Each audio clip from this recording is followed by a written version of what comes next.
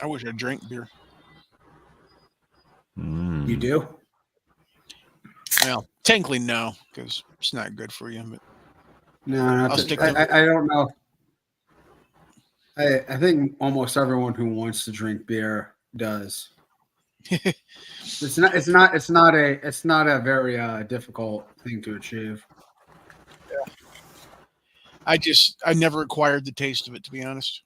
Yeah, a lot of people don't. Mm-hmm. Be professional, gentlemen. What is going on, everyone? Now that you've heard our banter for about 20 seconds or 30 seconds there about beer.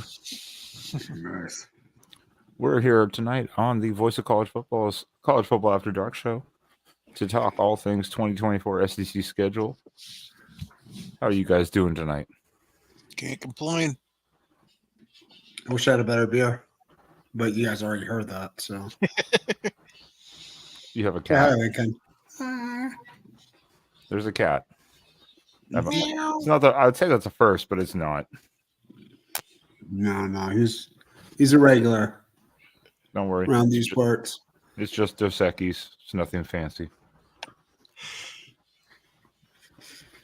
Nothing too fancy tonight. Jackson might be in to talk SEC football, as he's the only SEC person here, but we got to roll. Can't wait. Make anyone wait any longer. How ironic if this was the show that he missed. That I would give up at that point. I would just give up. I would tell people you to introduce yourselves and where people can stalk you online, but that's Mike, that's Sean. Get over it. They're not online. If you notice, I ain't been here in a while. Well, you've recovered nicely, it looks like. Yeah. The PO finally let you online. Yep. I needed a football break. Can't blame me, especially because it's the off season. Again, it's just that time of year where it's like, meh. Well, this would be the off season. You think I'd be on a little bit more, so I could kind of, bump my gums a bit. That's fair too. I mean, I guess you would think most teams would be. I guess you're doing it. You're doing it with pride in class, Mike. I'll give you that. Yeah, that's right. Go blue. Okay. Don't let it get to your head. I saw you just smirk like, yeah, that's me. But I'm just Ben of Exploring with Ben and Sam. So check us out here on YouTube or at Exploring with Ben on Twitter and all the other stuff's linked through the YouTube and yada, yada, yada. You know where to find me on Tuesdays with the Oregon Show, as well as here every Sunday.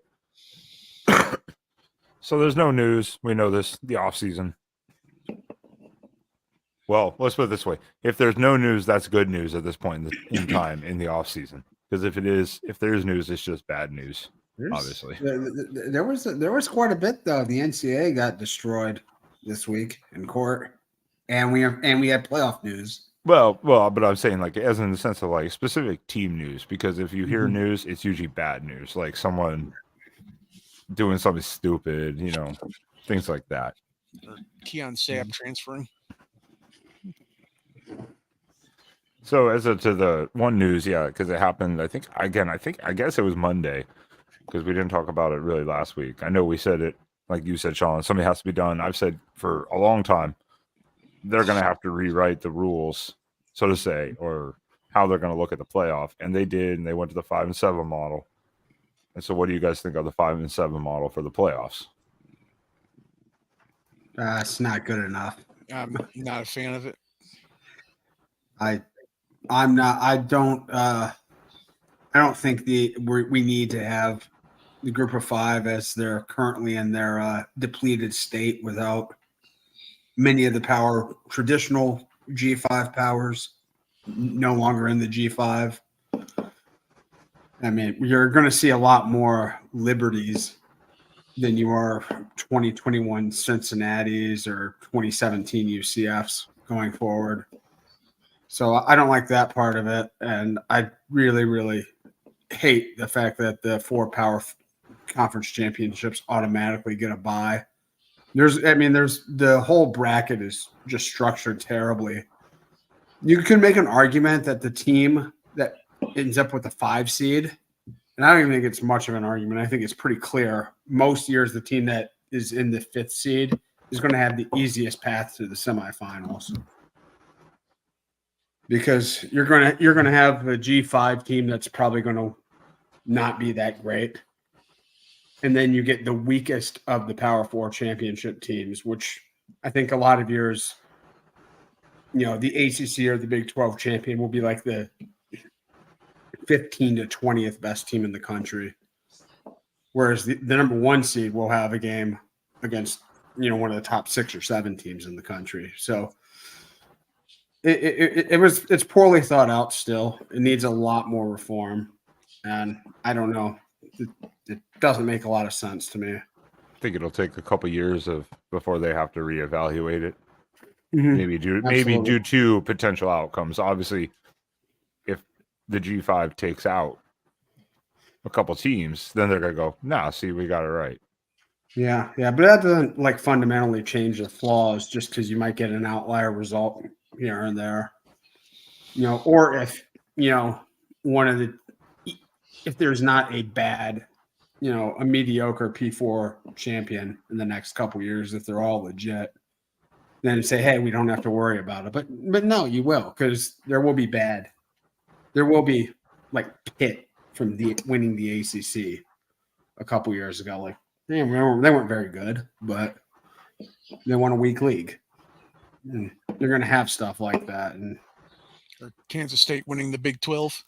Yep, stuff like that.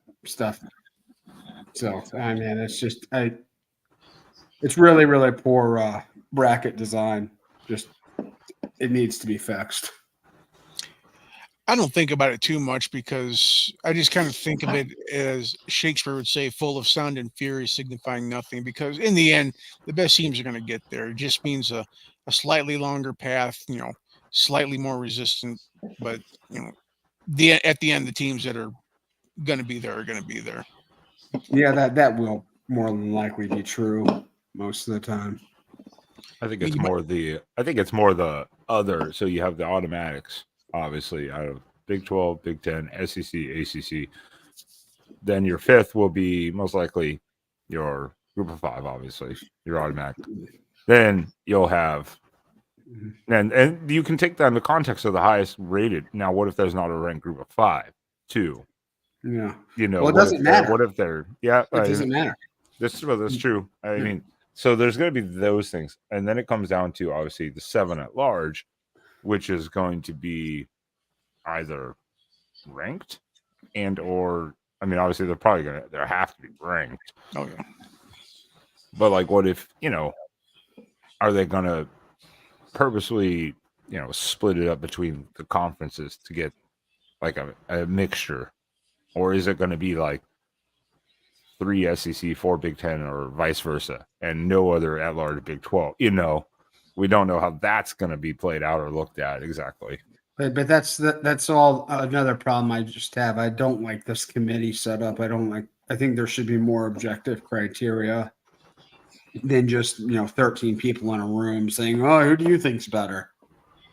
I don't. I mean, it's a wacky system they have right now. Well, objective criteria would have put us playing Florida State in the first round, or Texas. I don't know. How do you know that necessarily? Objective criteria. Florida State did not have a particularly strong strength of record. Well, I would think it was lower than Alabama's. I would think that being an undefeated Power 5 conference still holds sway. I mean, we're not talking Central Florida or Hawaii, 15 years ago.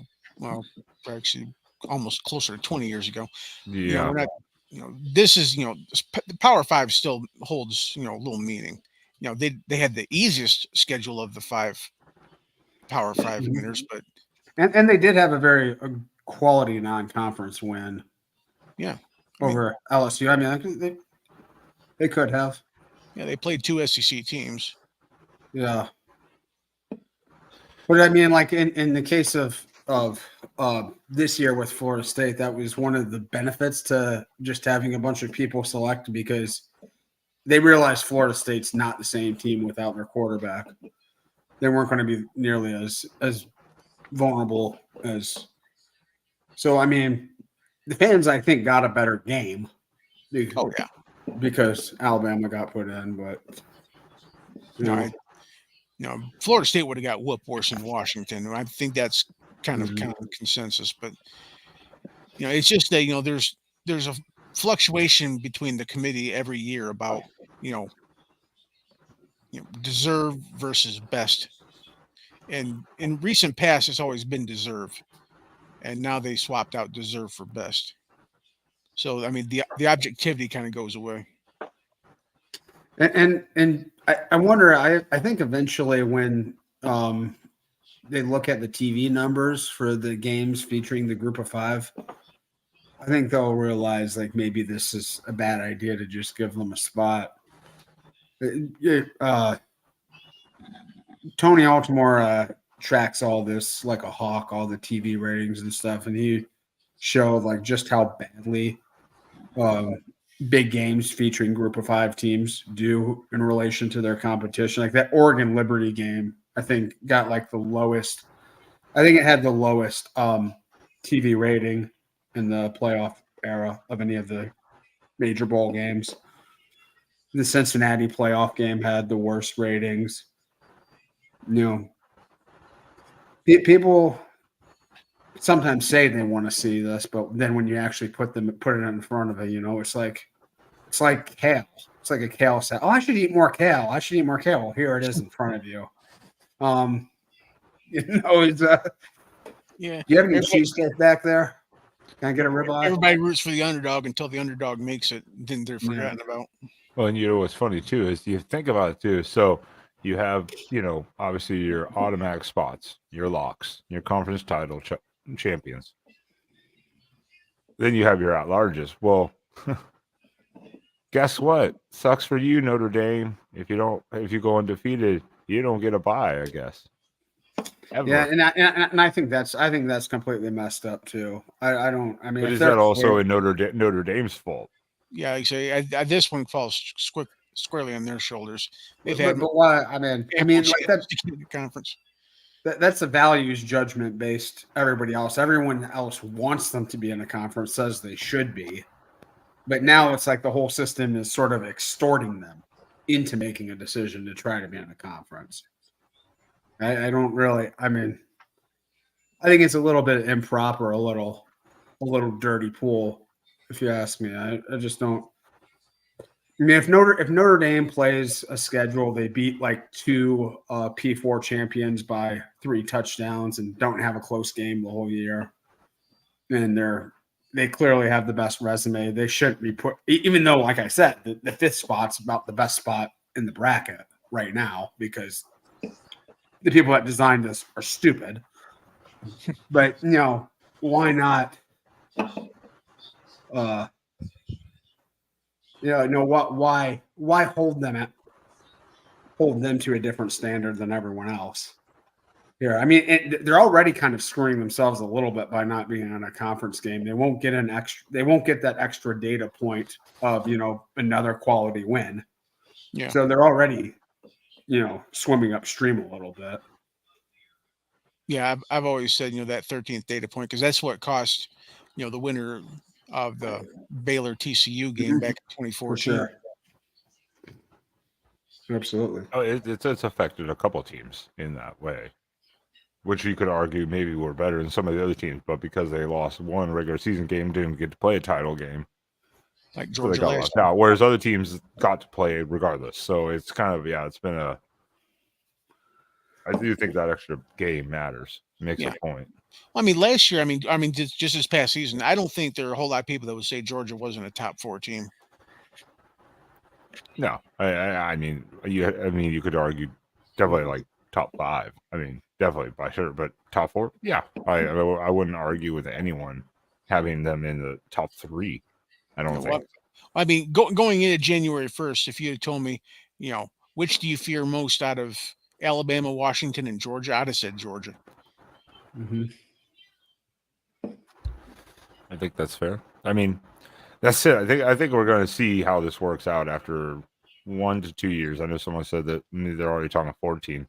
It's going to take a couple of years of this to evaluate how it works, or like how to change more of the decisions of how the teams are rated and picked. And I think the first couple of years are going to be kind of interesting. And I do expect that we'll see a couple wild games the first, couple of years. Well, if it expands to 14, all that means is just 2 more revenue streams. Pretty much. I mean, you're just picking 2 more at-larges. Yeah. I mean, I guess it's possible that 14 could beat 3 and 13 could beat 4, but I wouldn't count on it. And we're just going to have the same thing, though, this next year. I just can't. I can't wait for it, but I don't want to wait for it or hear it. Is team number 13 who doesn't get picked, who gets left out. Well, you still hear about team number 69 and the college basketball team complaining every year. Yeah. Yeah, we went 18 and 12. We deserve to be in. That's why they made the NIT. Yeah. Yeah, but, I mean, it's going to happen no matter what. It's just like this. Oh, we're number 5. We got left out of this playoff. Well, now you're going to be number 13. Oh, you got left out of that playoff. It's going to happen no matter what. Get better. Sean, you had some other news you wanted to bring up.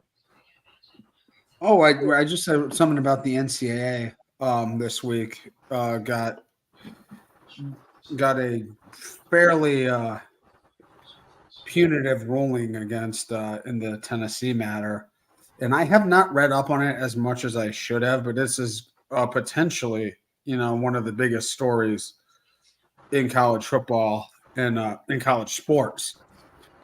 It's one that could potentially end the NCAA as we know it. Yeah. So basically, the states, I think, are able to set up. The NCAA is not able to override any name and. Okay, so. Yeah, so the NCAA is not basically able to regulate name, image, and likeness. Because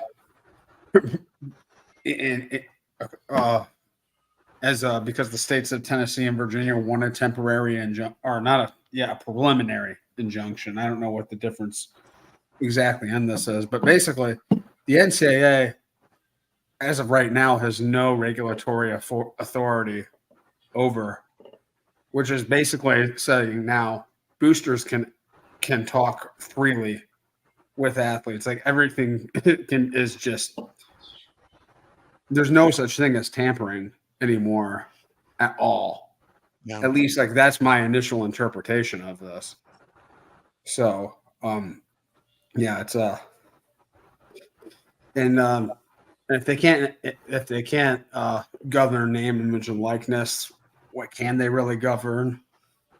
I mean, if everything they used to regulate is now completely legal and beyond the bounds of their regulation, I mean, what purpose do they serve at that point anymore?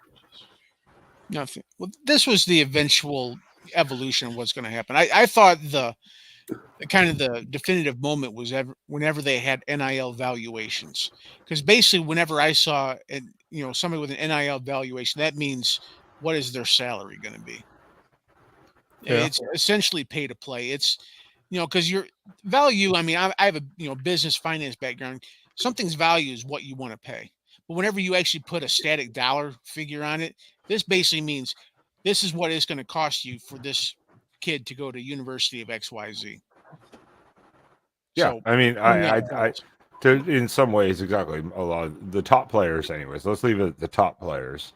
I mean, every player has like a value, but like especially your top recruit, think of like you just said, an evaluation. Here's a value. Like, hey, it's easy worth $1 million.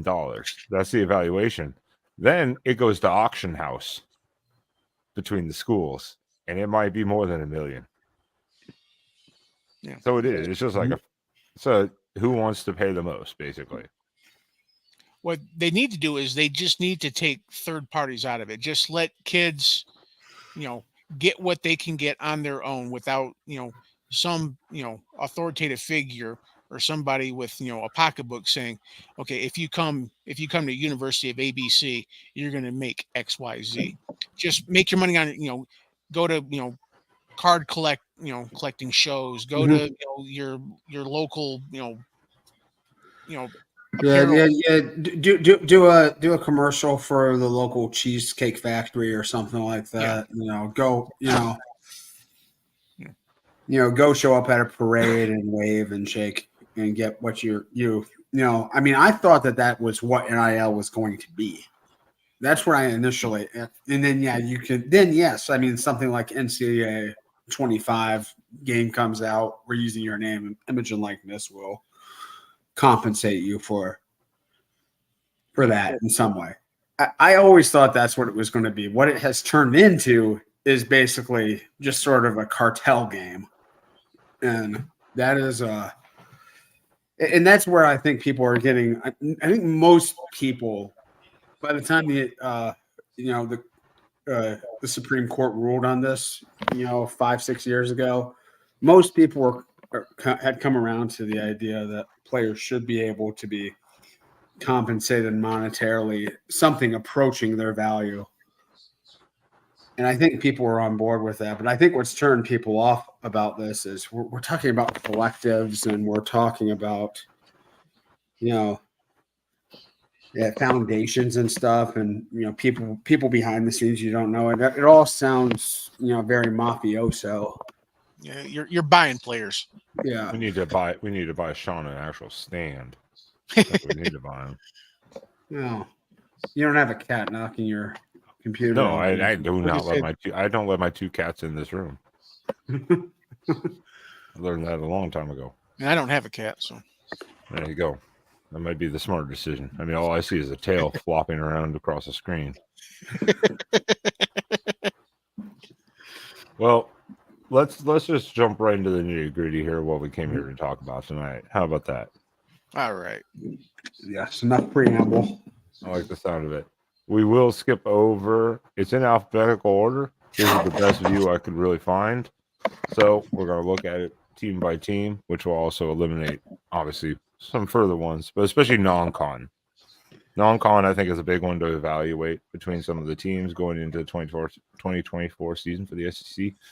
We're going to skip over Alabama just in case Jackson Johnson jumps in. He was going to be late. How late or at all, I don't know, but we'll let him talk his team schedule when he gets here. So we're going to jump right into it right here. We're going to go ahead and we're going to look at Arkansas. And I most people I don't think know what to do with Arkansas or what to think about them this next year coming up. I don't think they're going to be very good. And they've got they lost. They were KJ one of the more Jefferson. disappointing teams in the country last year. Yeah, and they lose KJ Jefferson in the portal.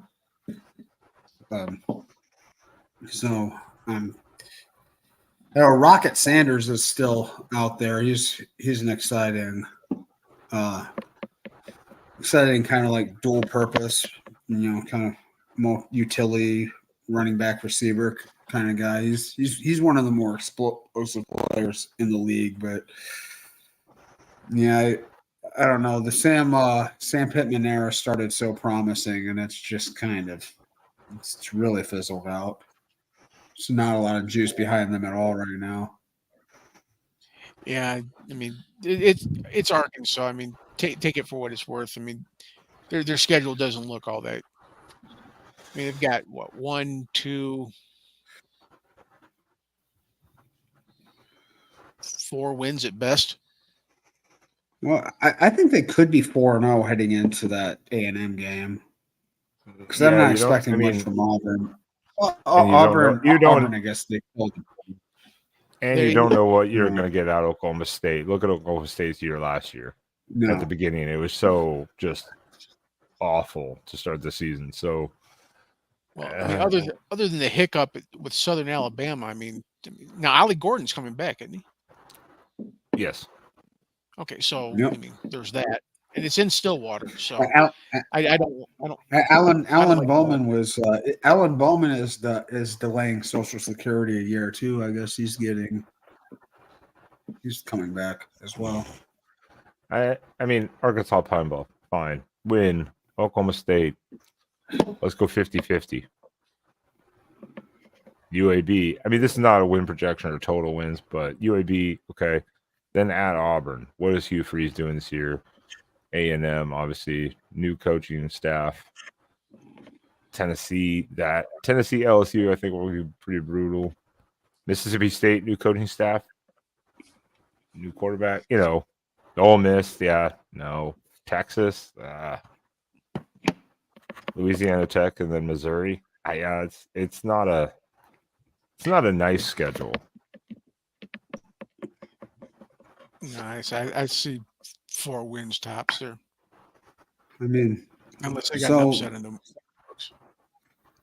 yeah, I mean, but they do have. I mean, one nice thing the SEC still has somehow is they still have the 8-game conference schedule with 4 non-conference games.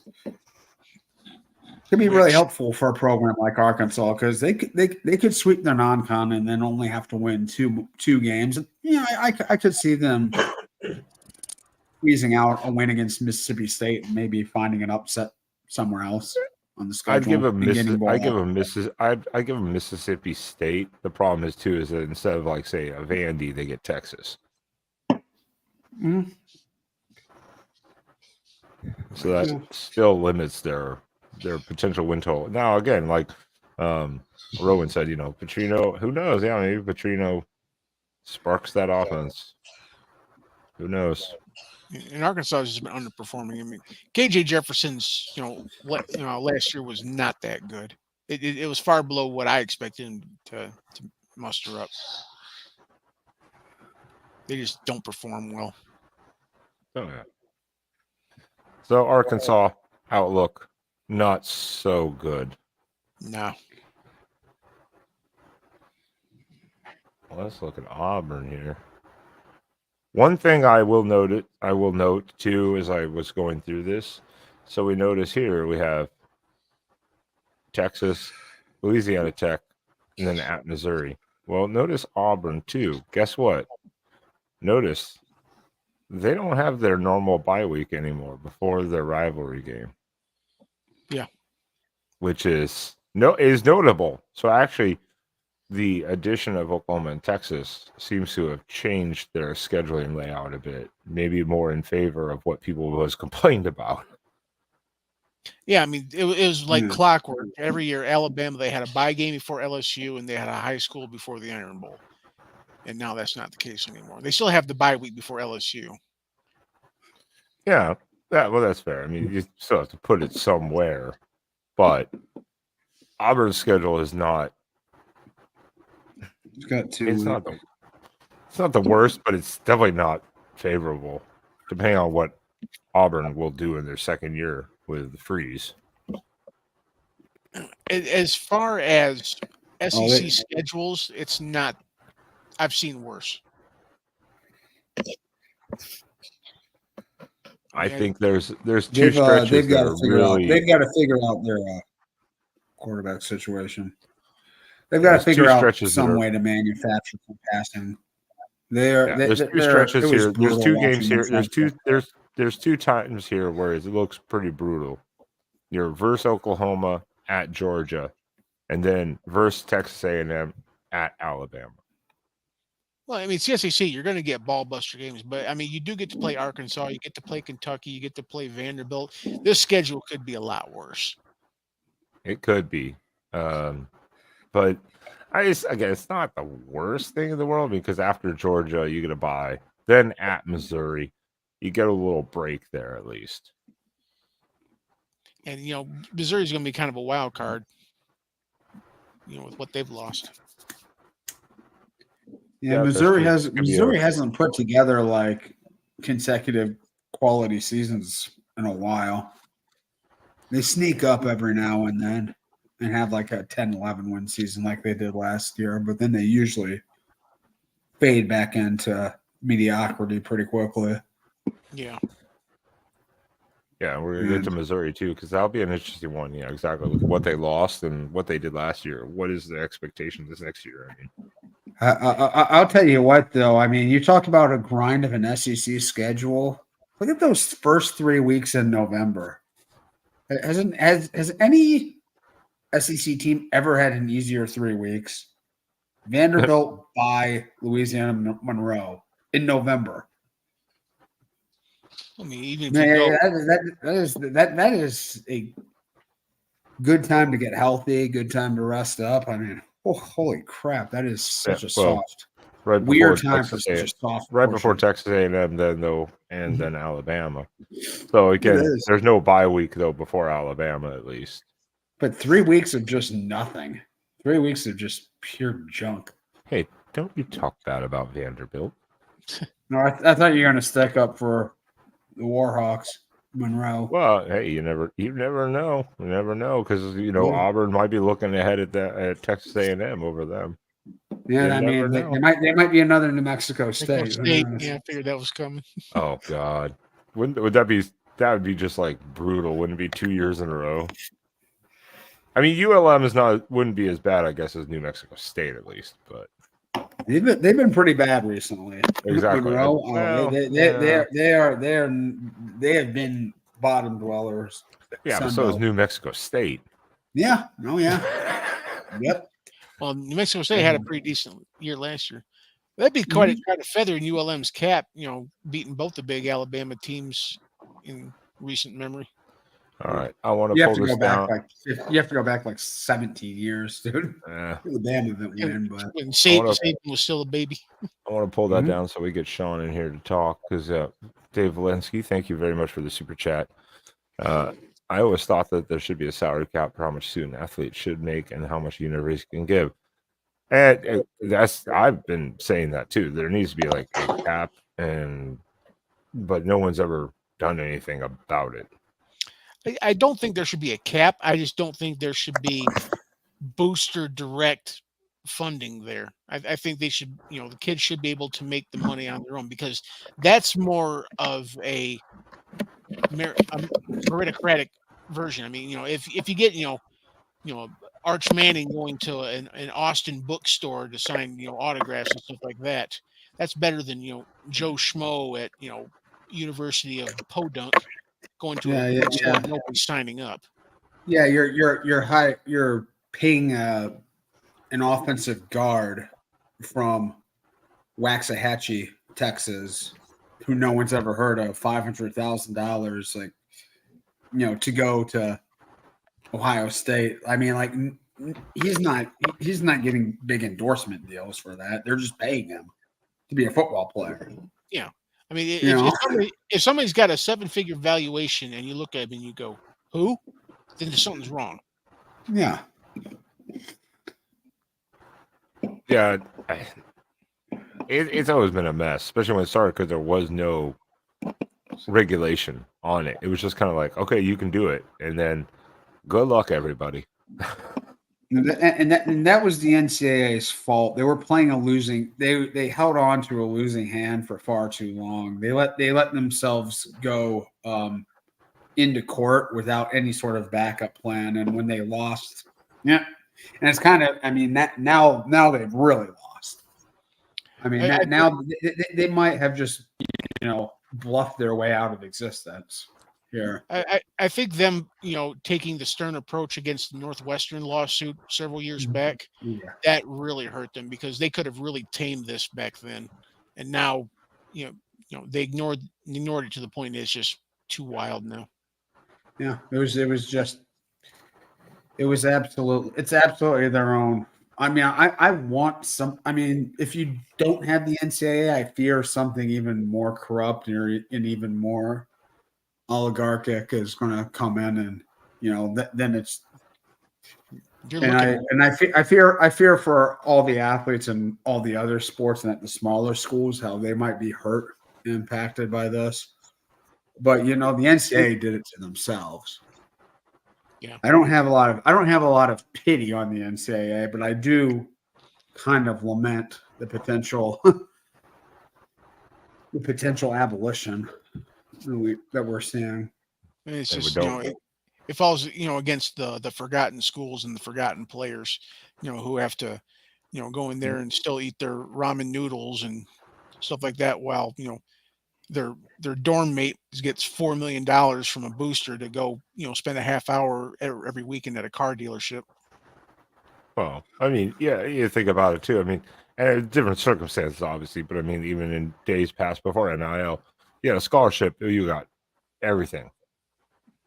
Meals, everything. And then the walk on next to you, that might be your roommate, is paying for everything himself. Yeah. So I mean, it's kind of it's a weird situation. There's still stuff to do, but what happens with the NCAA is who knows. Yeah. But thank you, Dave. We always appreciate all the super chats. Helps the channel out a lot, and that's a great way to get your comment highlighted so we can discuss it. Always, the super chats are highly appreciated. Thank you very much, Dave. As to the SEC, though, let me see here. Oh God, this might be a coachless team by week 6. Oh yeah, Darrell's already lamented about how much of a ball buster schedule Florida has. Well, you're taking on Miami first. Not a gimme game. Depending on how Florida looks, not a gimme game. Then Texas A&M, Mississippi State, UCF, Tennessee, then Kentucky even. I mean, yeah, just that first part of the schedule is like, Well,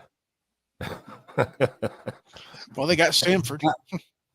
I think the chances are pretty low, but could Florida go winless next year? Oh my Well, God. I think that's pretty low. That is an insane schedule. I mean, it's that is just. I mean, there are no layups on that at all. I give them Samford at this point. That's about That's Samford, not Stanford. Yeah, that's Stanford. Stanford. It's in Birmingham. Yep, I know. I would say Kentucky, but I mean they've had problems with Kentucky as of late too. Yeah, at one point exactly. in time, that rivalry was so lopsided it was in the ridiculous category. But Kentucky's kind of caught up now. And that last half of this, Georgia, Texas, LSU, Ole Miss, and then an angry Florida State team. I mean, Lord. And I just wonder when are we going to see DJ Lagway? Because I think Mertz will probably start the year as quarterback, but I don't think it'll be all that long before he's on the pond. I was kind of surprised that Florida was able to keep their recruiting class intact as they did. And I mean, like the over/under on next year's recruiting class might be in jeopardy because I mean, literally outside Samford, I have no. This is a win for Florida right now on this schedule. I mean, like they should beat Mississippi State. Well, they should. And I mean, like, but it is at Mississippi State. Yeah, say it's at Mississippi State. I think they beat Miami. Yeah. Oh, wait. You think Miami is more of a win than UCF? Well, UCF is before a bye, but Miami they get to plant. That's a toughie because Miami they open the season with, so you don't know what to expect. Whereas UCF they have a bye before UCF, so it's kind of. I mean, October's not too bad for them. I mean, those are all winnable spots for them. But I mean, Georgia, Texas, LSU back to back. Holy! Well, we know that once November hits, they're batting over. That's pretty much. I mean that might be the toughest 3-game stretch I've ever seen. That's a brutal. 5-game that's stretch. A brutal schedule at the end of the season. Oh yeah. I mean, absolutely. Oh my God. Oh yeah. Jesus, my. And Ole Miss and Florida State. God. I mean, that 5 games. Oh my. Yeah, they go 0-5 in that one probably easily. Good. They better be 6-1 after that Kentucky game. Otherwise, I don't think they're making a bowl game. It's just I don't think they'll have a head coach. Do you think, man? Yeah, you think Billy Napier's agent? How hard is he working the back channels right now? Well, at least they went through this last year, suffered through it. They're going into this year. I don't know, obviously I think we mentioned it before. I don't know what his buyout is, but also if they wait 6 games, does it go down, again, or something like that. So they may literally just be waiting to see. And then as soon as it drops again, they're like, pull the plug, pull it. Yeah, the end of the Sun Belt Billy era. Well, that's good. I mean, that's a good point too. Just real quick from Rowan, it's like they got the same page, same problem as his Razorbacks do. Is like, who would Florida go for? I mean, oh my god! And I said this in the past. If you it sounds like it's a big caveat, but it's really not. If you take out the Spurrier and the Meyer eras, which really wasn't that long, Spurrier was there, I think, for 12, and Meyer was there for 6. If you take out those years, they don't have much in their history. I kind of like the Ron Zook era. Kind of liked it. Kind of liked number 1 recruiting classes going 7 and 5 every year.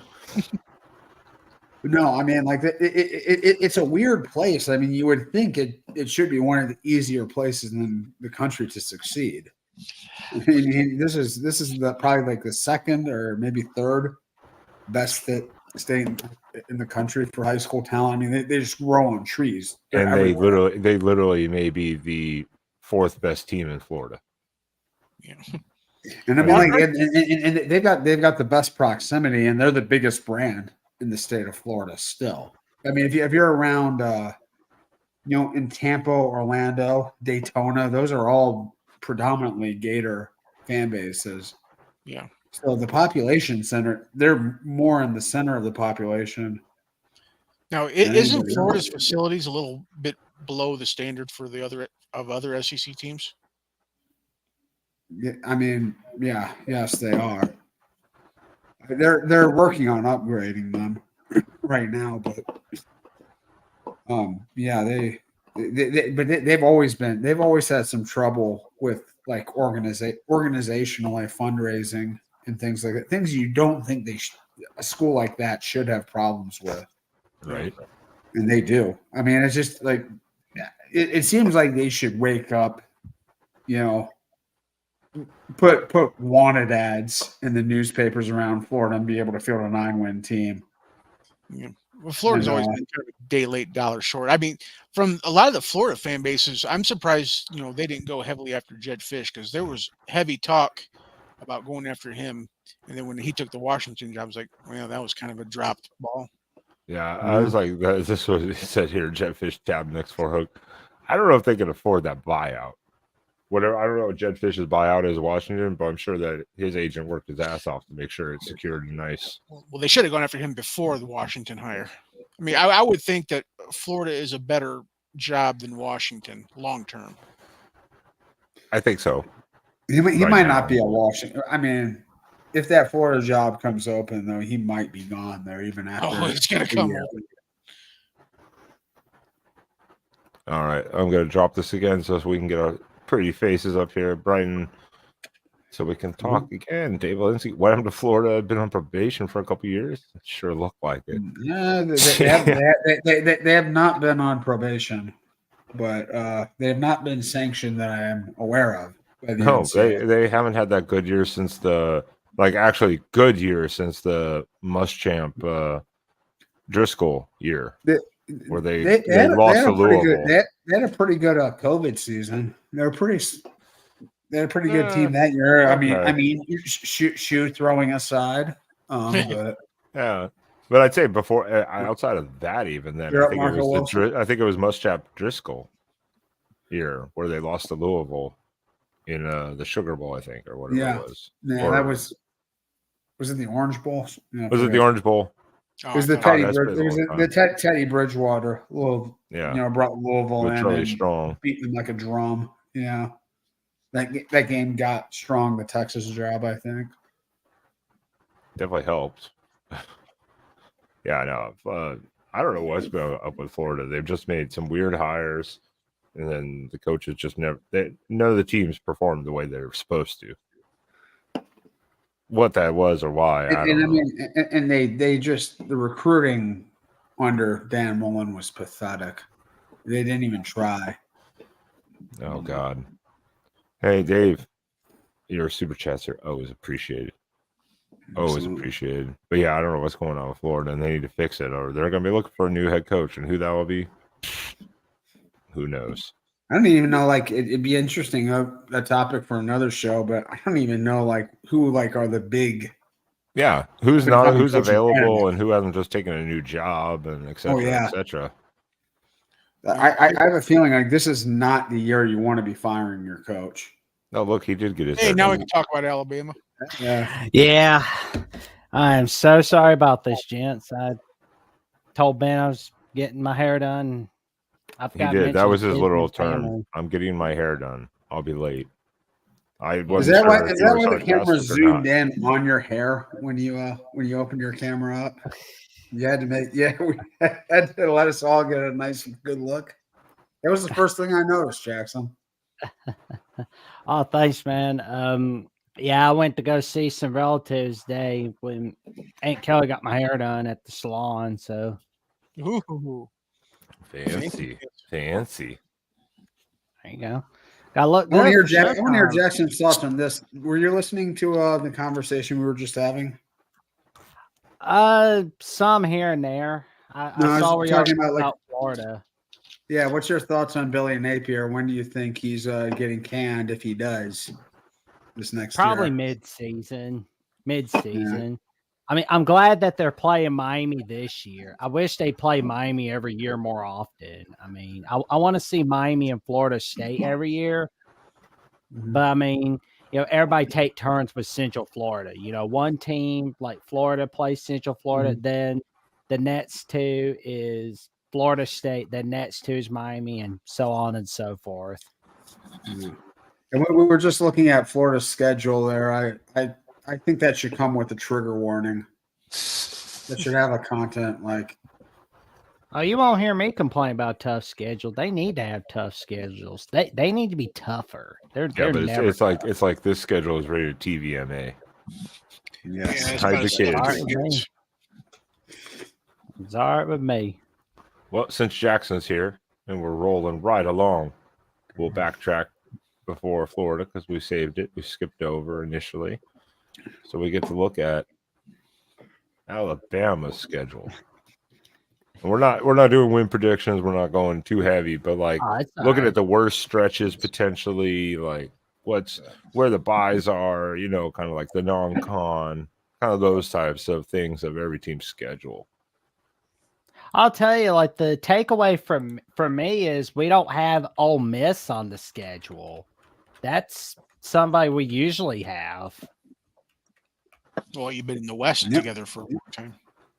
Well, it was a little bit before that, but the last time we did play them was 1991.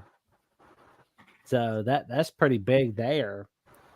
Well, and something too, like we talked about, was like we noted, well, mostly with Auburn's was there's a lot of the bye weeks before rivalry games went away. Well, the same here. Now you have at Oklahoma the week before you host Auburn. I wish that Mercer game would go away. I don't want to play. I don't even want to watch Mercer unless I have to. Honestly, I hate that cupcake game so much. I want there to be a Power 5 game. Good luck. Every year they play a Mercer or a Furman or a Western Carolina or a Chattanooga. Hey now. Also though, don't discount South Florida. Look what they did last year. That's in Tuscaloosa. I'm cool with South Florida because I mean you could at least. It's get at the some beginning of the fun. season. It's kind of like fine. It's in Tuscaloosa. I don't think Milroe is going to get benched for that game. So, Well, And I'll be interested to see Alabama's completely remade secondary. How featuring Michigan legend Keon Sabb.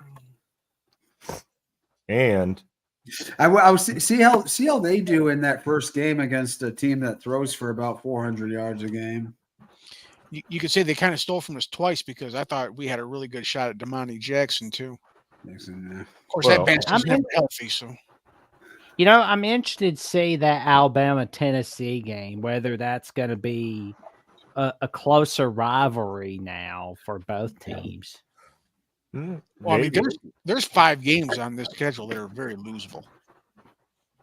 Well, I know Vanderbilt's pretty easy. Yeah. Obviously, but I mean, I can see them. I mean, I want to see how they do when they go up to Madison because Yeah, that's going to be the that's- first litmus test. That's going to be That's a the key great point. one. At Wisconsin, not.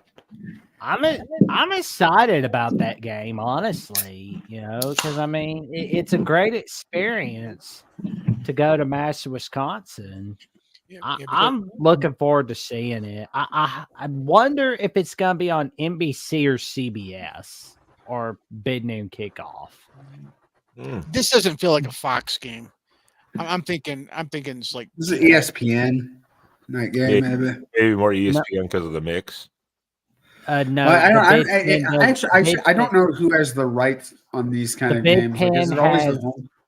Okay, the Big Ten has the CBS, NBC, Fox rights. Therefore, it's a home game for Wisconsin. So I think this will likely be a CBS game because let's be honest, Brad Nessler, Gary Danielson want to call Alabama again. So the rights go to the home conference team. yes, Mhm. yes. Okay. The home team, correct? Come on, And sir. Jackson, do you have any idea when was the last time? I think I actually might know this. When was the last time Alabama went to a Big Ten school? Penn State. That was That's what I thought. 2011 That's- against. It was like Penn 11 State. or 20. Mhm. It was like just before that minor story came out. Oh yeah. That minor story that we forgot Minor about. story. Story about Little- minor. Totally Oh, forgot boy, about putting that. it- Story about the minors, not minor incident. story. We'll leave it. Yeah. We'll leave it at that for Yeah. YouTube purposes. Oh yeah. No. Yeah, Yeah. it's not the worst schedule, but obviously there's some tough opponents on there. The at Wisconsin is very, very curious. And you know, Georgia definitely is a revenge game for Georgia. I see no shot of you. I don't care where it's at. Tuscaloosa, Athens, on the moon. You're not beating Georgia this year. That's Yeah. the one game I say is a rock solid, bet on it loss. And like I said, there are But four no, others that are yeah. flips. Yeah, Are no people Tex- going to be no trying Texas, to put no Alabama? Are people going to be trying to put College Game Day at Alabama LSU again? Because I'll be honest, I'm real sick of it. No, I think Yeah, Alabama Georgia is going to be the College Game Day game. Okay, that's good. I wouldn't be surprised if it's at Wisconsin too, because I mean, you can never go wrong putting game day in Camp Randall. Those people are freaking insane. Wisconsin goes I 7. I was there last year on my birthday. Those people are demented. Yeah, I get it. They like to celebrate with a 30-year-old rap song after the third quarter, but still, Wisconsin I think went 7-6 last year. I don't see College Game Day, really stepping up to go to someplace that went 7-6 last year. Yeah. Wow. Yeah. I don't No, know. It's not Alabama doesn't have the worst schedule. I mean, it's not an easy schedule, but it's definitely not the worst that we've seen. That was by Well, far it's not Florida's. Florida, but Yeah, that was by far Florida's schedule. Was by far the worst one so far that we've seen. I was just wondering, do you think when they were unveiling the new SEC schedules, every coach was like, "Please let Vandy be on it. Please let Vandy. Please Oh, let yeah. us have Vandy." everybody wants to play Vandy. Poor Vandy. Poor Vandy. All right. We're rolling through this. The one over Arkansas, Auburn, and Florida. Let's see how bad Georgia's is, because it's probably not that bad. Now they do have Clemson. Yeah, that's great. Their only even remote, potential game is going to be when they go to Austin. That's I guess we don't have to worry about when Georgia Alabama will be. It's already Hey, listed. it's already on there. It's already listed, Who's Auburn? apparently. I didn't even notice that. Apparently, it's already listed. Jesus. And But, you I both mean, have a like- bye. You both have a bye before each other. You have Yeah. a bye before Georgia, and Georgia has a bye before you. Can we get rid of that Tennessee Tech game? I mean, like, I wish we could. Can we replace Tennessee Tech with a Power 5 game? I mean, you say you're a conference contender, you say you're a natty contender, schedule like one. Well, Georgia's had pretty weak schedules overall for a while now. Well, you know, I mean, they've got Clemson, Bama, Texas, Right. and Ole Miss, and none of them are at home. I mean, Right, maybe but we're being- I don't want that who- filthy Tennessee Tech game on there. And if you're gonna play it, make it your spring game. I That's mean, the for a team that can just show up and beat 93% of the teams, say in the country, just with a nothing effort, they've got some. I mean, like all their tough Right. games are on the road Well, and I if- mean, the thing is that Clemson and or a Alabama, neutral site. Clemson Yeah. and Alabama are just names right now. You know, Dabo is They'll he's probably like- be good teams, though. They're a capable opponent. They will They'll be be- capable. Opponent. they'll be good teams, but they won't be great teams. No, They Right. won't be This- teams this- that- this that is you annoying. that you This can't is overlook. annoying. The last 2 But then weeks. they've also look got through at this. Texas and at Ole Miss. at Texas Yeah, is going to be the hard one. Yeah, if you're gonna play Massachusetts, have the decency to make them your week 0 game. I'm surprised they tune-up. put that before the Georgia Tech game.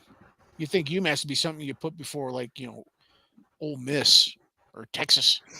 Yeah, so I'll give them that. But the last 2 weeks, this is like if they're 10-0 at this point, boom, boom, win, Yeah, just go ahead and mark them down for the playoffs.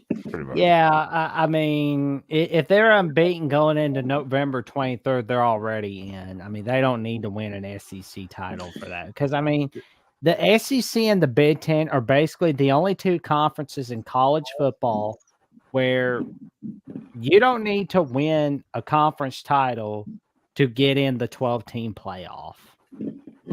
No. No, Just be good. but Really getting good. getting that bye helps. Unless you're going to be the 5 seed, which is the best place to be. That Georgia Texas game looks like an SEC title preview. And I mean, I don't know. Georgia Tech's they're kind of up and coming, aren't they? I mean, they're not. I mean, Well, that was a ball game last year. Yeah, I can say they gave them a them little bit of a game last year. Yeah. Mhm. They're just not on the level though. But No. it's again, it's still not the worst. Definitely not the worst schedule with the game placements. There's some toughies in there, obviously. I don't think any schedule is going to be absolute cream puffs. No, Hmm. it's still the SEC. Oh Well, God, Kentucky. Where's DeReal? Where's DeReal when we need him? Come on, DeReal. Come on, tell us about Kentucky, DeReal. This Oh, is my actually a pretty manageable schedule as well. Okay, Ohio, I'm cool with. Okay, Murray, have the decency to put Murray State on week 0. This isn't Murray State basketball. Are This you is not Murray State basketball. This is Murray State. John Morant's Are you- not going to line up at flanker. Are you This new to week? the SEC, Jackson? Because this is pretty commonplace. Oh, I know. I don't like the cupcake games. It's just like, oh my God, they're pitiful. It's like, come on. Don't do And once again, they have a bye, and then they have Murray State. Yeah, it's like And 2 you know bye what, weeks. like- They Okay, have, like, well, Iowa you're and- Kentucky. I'll cut you slack. So And I mean, not that this should matter because Texas is a much better team, but Kentucky's got 3 weeks of preparation for this game. They have 2 off weeks before this game. I mean, is that fair at all? It's kind of no. They Quinn Ewers gonna punch him in the mouth. they could have 10 weeks Probably. of preparation. They're not beating Texas in Austin. That's unreal. There's Okay. still preparation. There's not enough preparation you could do to win that game. I mean, good grief. Well, I mean, the September schedule's tough. I mean, you got Georgia coming to your backyard. I mean, they never beat Georgia. They got to go to Ole Miss.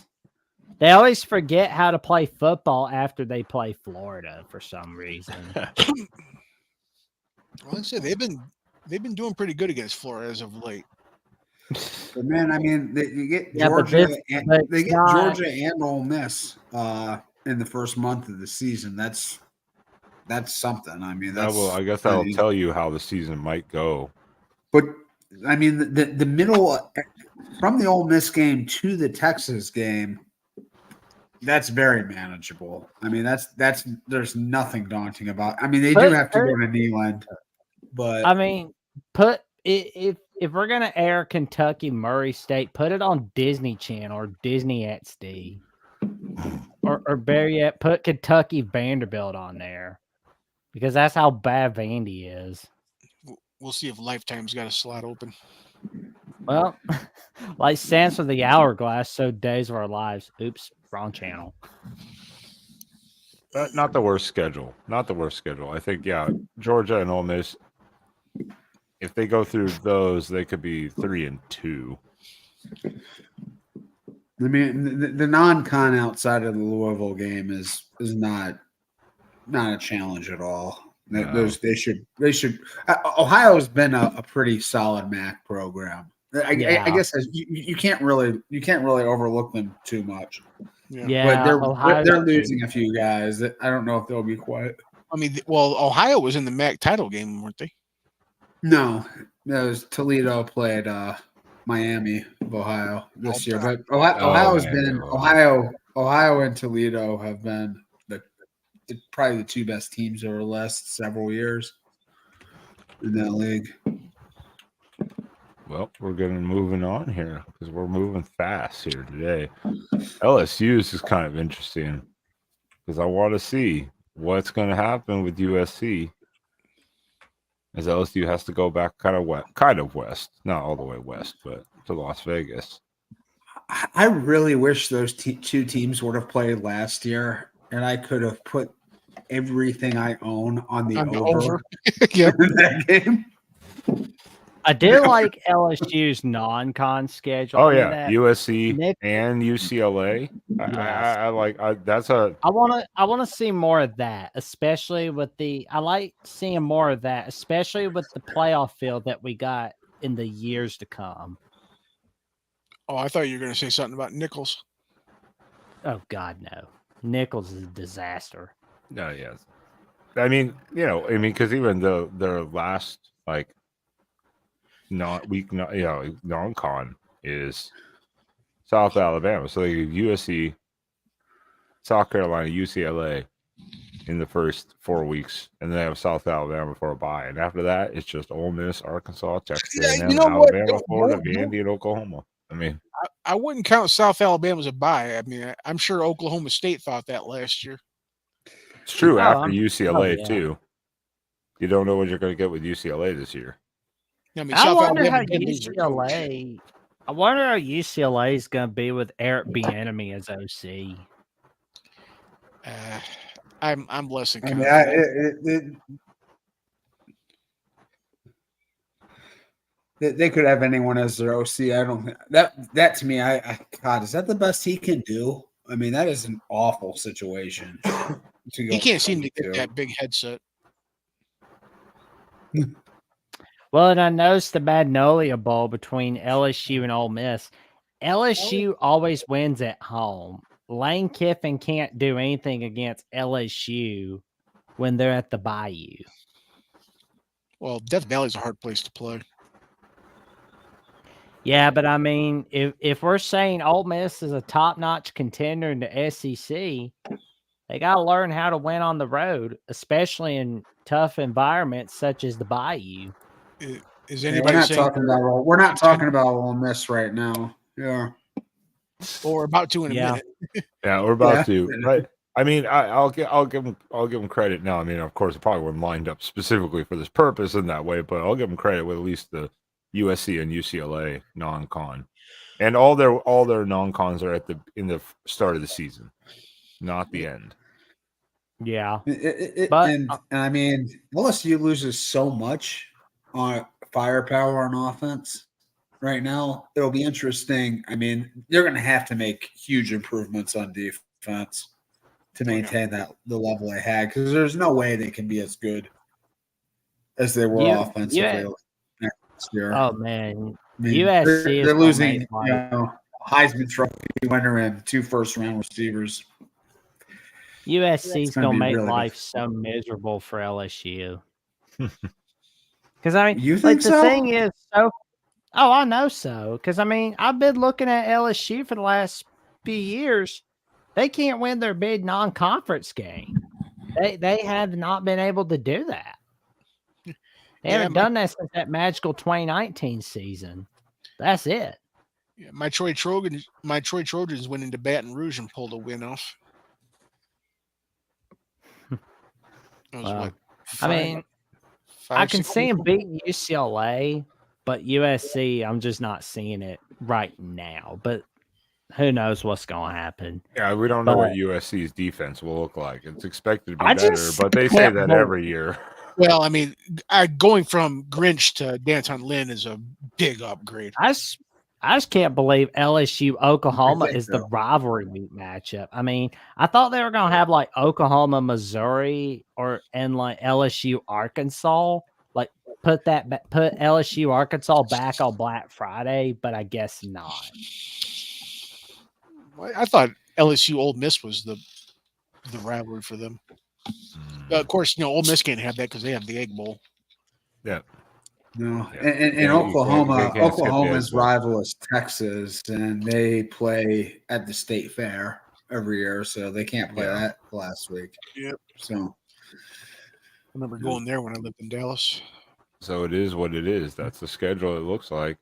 I'm going to pull down this so we can see our pretty faces, because Matthew Miller here with a super chat. Thank you very much, Matthew Miller. Easy money under OU wins and under Florida wins. Well, what's the Florida? I don't know what the Florida line is. It can't be high. It cannot be very high with that schedule.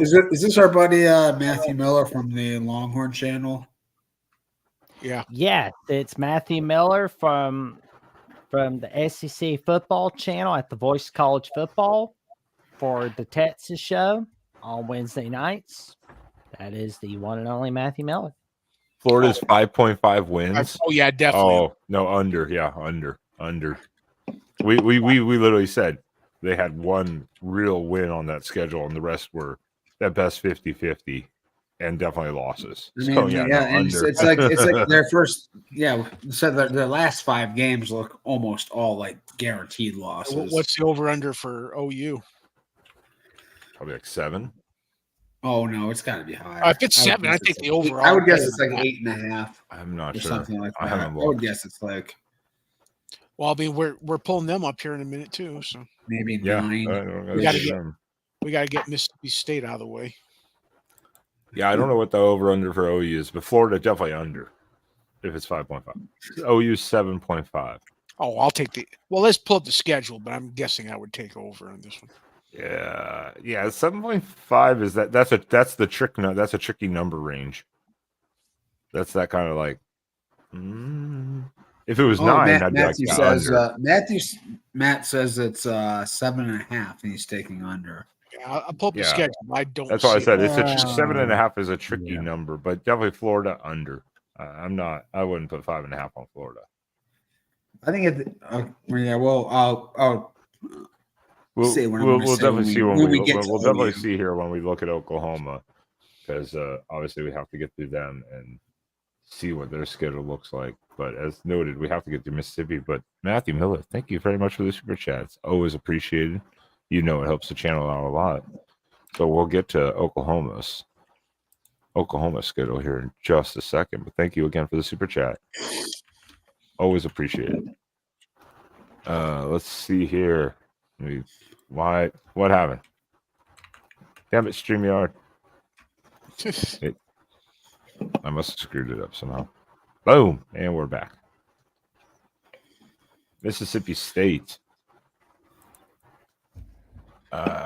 Eastern Kentucky, okay, at Arizona State. I don't know what to expect from them in the second year with Dillingham.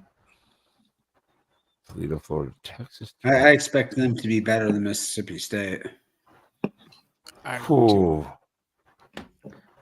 I don't know what to expect from Mississippi State this year. That's the thing. Yeah. Well, Toledo doesn't have Finn anymore, right?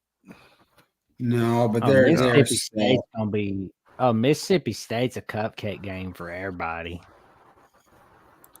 Yeah, I was very unimpressed with their hire. I mean, they definitely should beat UMass. Well, yeah. Eastern Kentucky is a more difficult game than it might appear. That's a decent program. That we're kind of falling off of Mississippi State if we're talking about Eastern Kentucky being a competitive game. Eastern Kentucky had a competitive game with Kentucky last year. I feel like I'm looking at a 2-win. Of course, they got drilled by Cincinnati. I mean, if we were talking about Western Kentucky, I get it, but man, Eastern Kentucky, we're falling from grace on this one. Yeah, that Toledo game. Oh God, Toledo's gonna make their life miserable. Mississippi State's one of those teams that's hard to judge. I don't expect much from them, but it's hard to judge because you never know. It could be one of those. Bam! New coaching staff, new everything. Flips the switch in the right way. It's gonna feel weird not seeing Alabama, Mississippi State on there because I mean we've played each other for such a long time where we're just like used to it.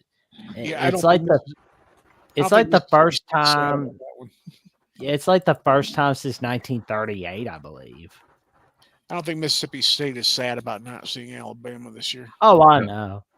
I mean, maybe they can be our cupcake game instead of Mercer. I mean, it's like, go away, Mercer. Make room for Mississippi State. Schedule them as a non-conference game. It's all right with me.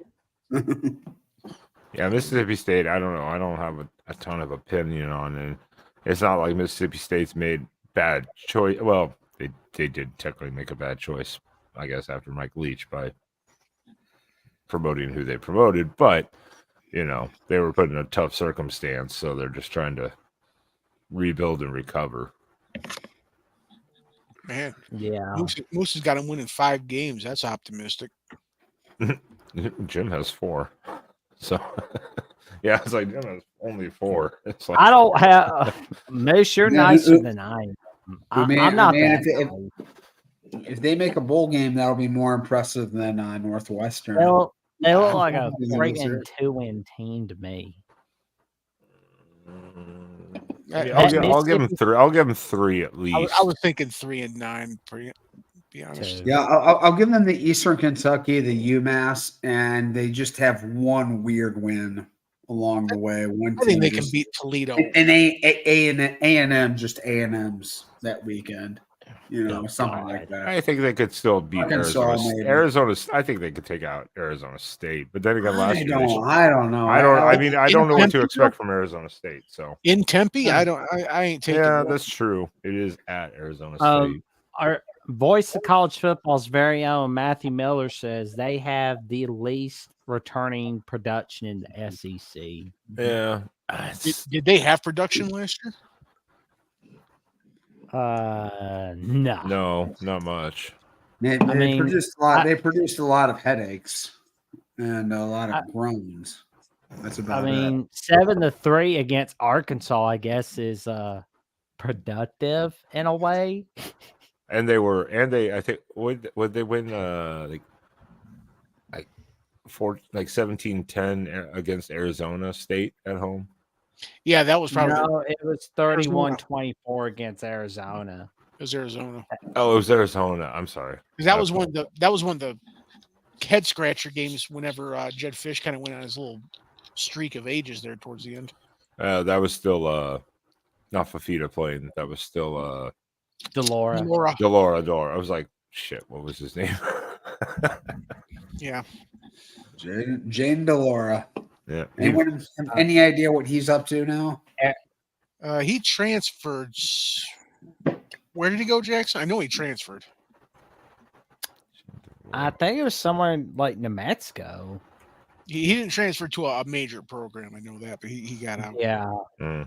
Well, it was either New Mexico or UTEP Mm. or Texas. Oh, now he's declaring for the NFL draft. Good luck. He'll be Yeah, selling Oh, t-shirts. I can say undrafted free agent. Oh God. Wouldn't it be hilarious if you just saw his name like in the 5th round, day 3?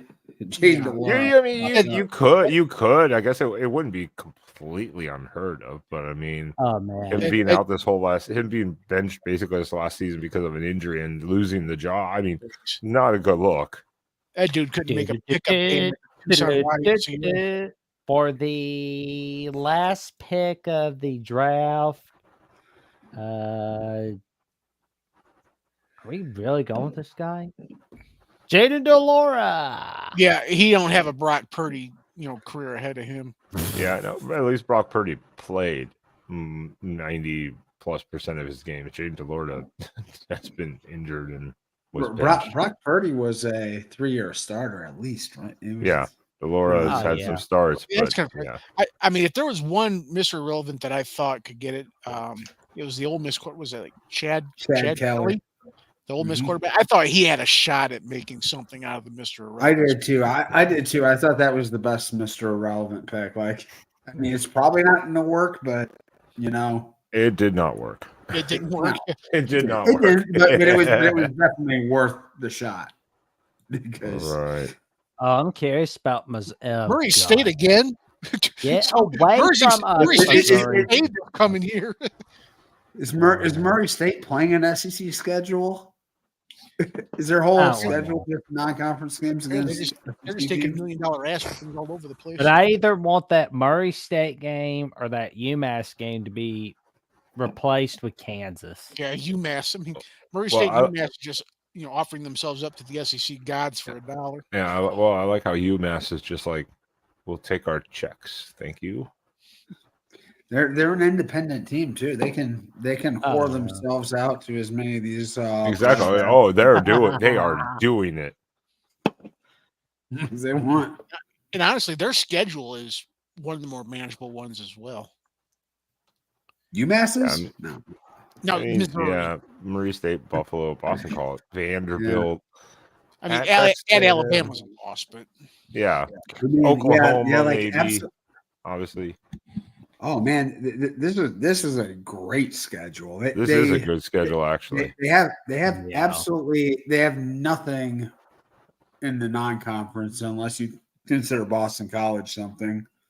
Their worst stretch is October 5th to the 26th. A&M, Auburn, Alabama. Put that game on the SEC network, I guess. But they miss probably 3 of the big 4, and I think there's probably a big 3, or there's a big 3 in the SEC right now. Yeah, I mean, they also don't have LSU. They don't have LSU either. They got no Georgia. I don't think they have Tennessee either. I mean, they're dodging a lot of big boys. No Texas, no Ole Miss. Yeah, I mean, this could easily let's just take out the 3, what we expect to be maybe the 3 hardest. They can be a 9-win team next year. Oh yeah. Well, they could be better than that. And better, yeah. I mean, they could. But I would say they can win 9 games pretty easily. And I mean, who knows? They could be like that team that just kind of like steals a spot in the SEC championship game. They go 7-2 or 6-2 in the league, and they end up being that team and get murdered by Georgia or Texas in the championship game. Yeah. I mean, all I'm saying is that's it. They could lose, like, say, A&M, Alabama, Oklahoma, and they could still be a 9-win team. Jason O is asking us, why is Missouri playing at UMass next year? Because why not? Why not? I don't know. I think it was like last year. Why was Alabama playing at South Florida? Why not? I guess. Well, that makes a lot of sense, actually. I mean, Tampa is an area you want to recruit. Yeah. So why not schedule a home and home with South Florida? Like there aren't any football players in Was it Well, that game for Alabama. Alabama at South Florida didn't exactly do a whole lot for them either. Though. Now, does South Florida? I mean, do they actually have their own stadium, or do they like play at Raymond James? No, Raymond James. They Yeah. play at Raymond James. Mm-hmm. Yeah, at UMass. So I didn't even pay attention to at UMass. I just assumed they were hosting. So that is an interesting one. At UMass. Oh, okay. But very manageable schedule for Missouri. Well, on the bright side, for 2025, Missouri, Kansas comes back. So that's a bright side to think about.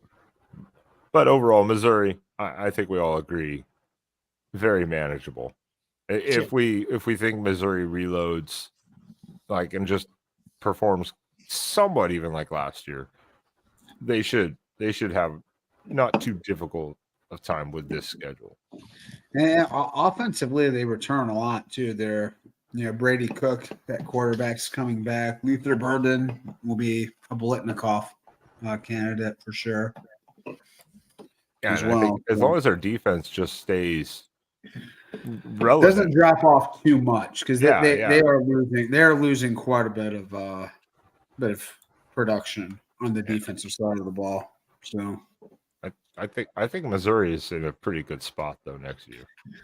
I mean that schedule. That's the anti-Florida right there. That's about as nice as an for Florida. That's as nice as an SEC schedule can get. Yeah, Florida's going to get absolutely murdered next year. Oh, here we go. This is what Mike's wanting to see.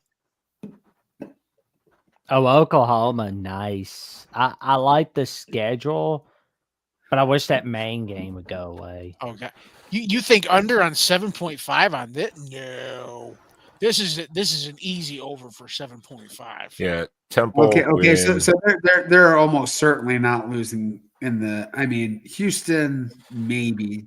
Tulane it probably. depends on how quick Fritz can do what Fritz can do with that team. And then Tulane's in total rebuild. Yeah, total. So then, They got Tennessee in. The non-con is basically 4 right there. And then you're telling me like they can't beat South Carolina, Tennessee.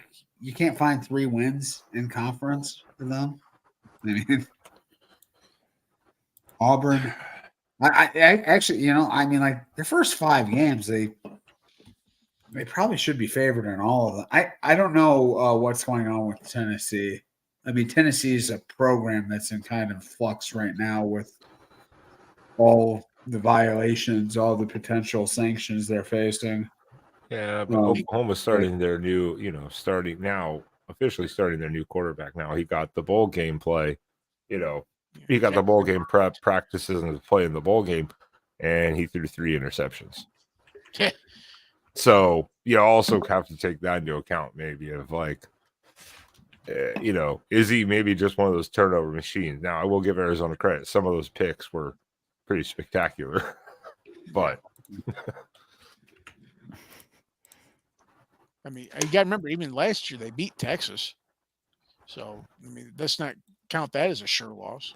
Yeah, it's true. It's a rivalry game too. So, exactly,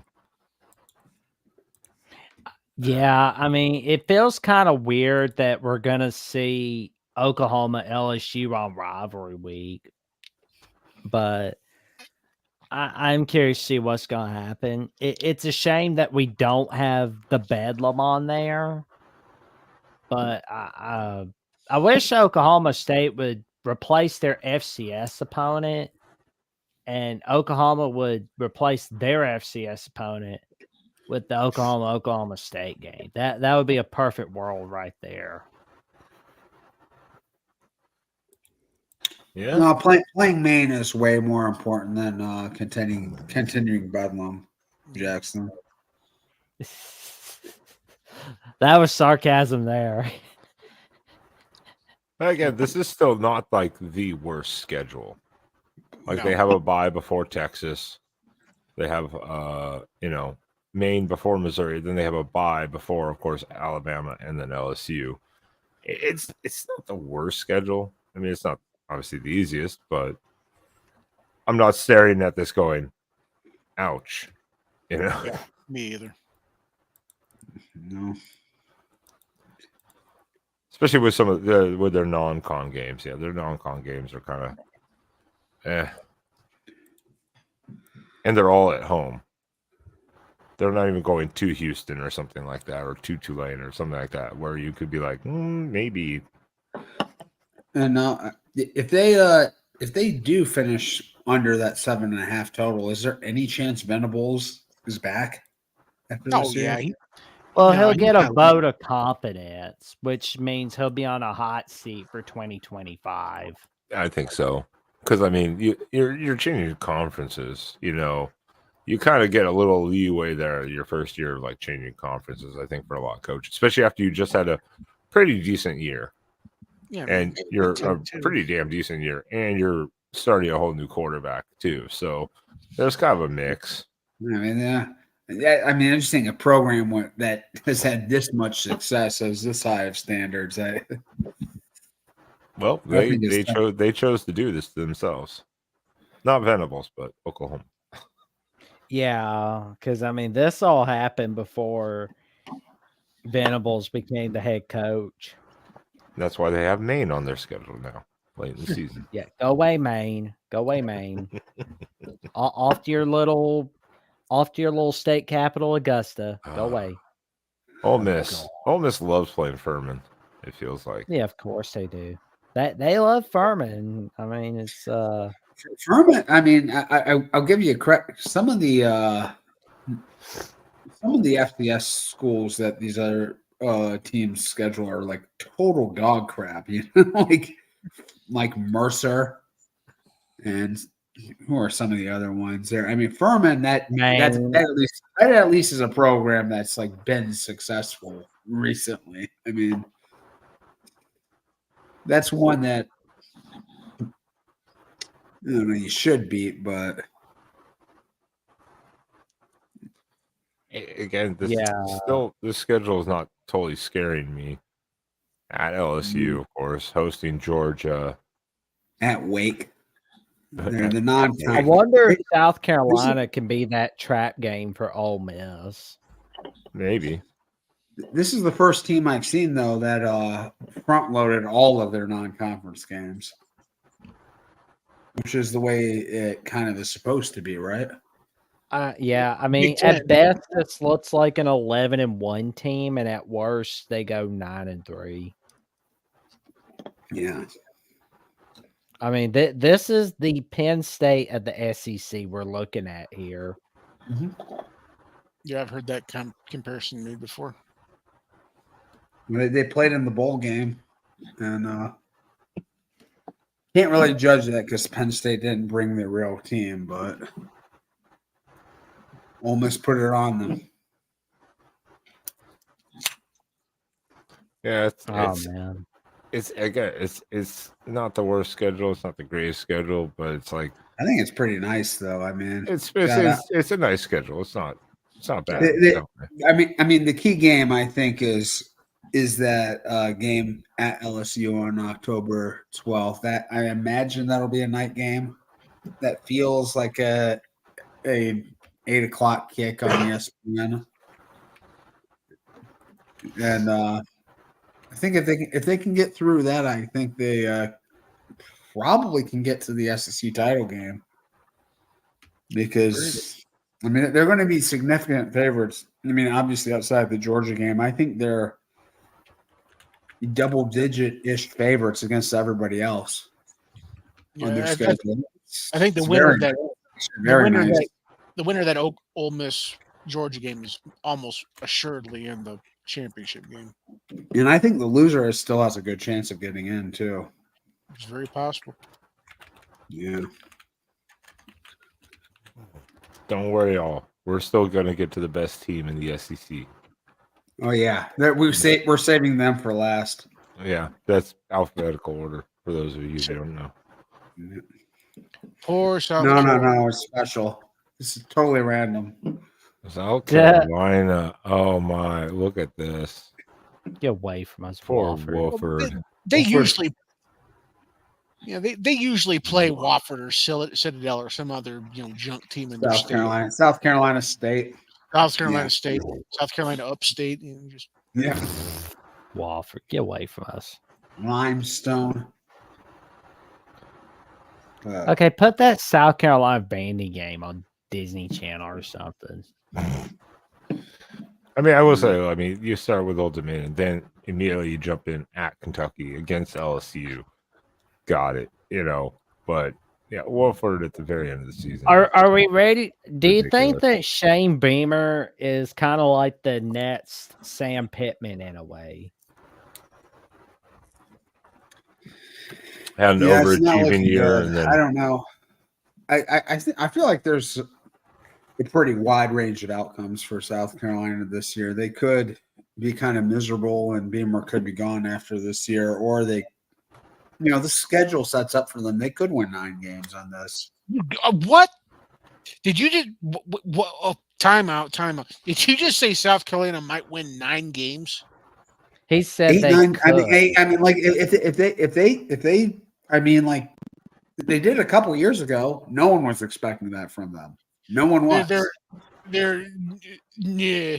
If they win, if they go 9-3 on this schedule, I will eat my hat on the following Sunday night. okay, all right. Everyone note And this you book- time in the book that. program, and we're holding Mike for it. If they go 9-3, And it's or on February I will eat 25th, their hat. 2024. If South Carolina has a 9-win season, Mike Fort will eat his hat. Mike, you have They don't. 9. Look at- You have 9 months to build up your intestinal tract. Just look here. at the month of October, and you tell me they're going 9-3 with this schedule. They're not. They're not. No.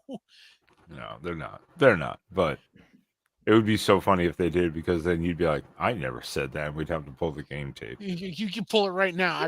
My hat is not going anywhere. I'm pretty sure of this. Although you probably choke if you eat a hat. You're probably going to vomit it out.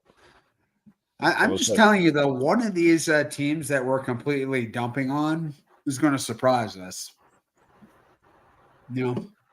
This is the stretch you're going to see. It was South how good South they Carolina too. It was South Carolina 2 years ago. Yeah, I mean, Bama. Or I don't know if Bama and Oklahoma are that frightening, though.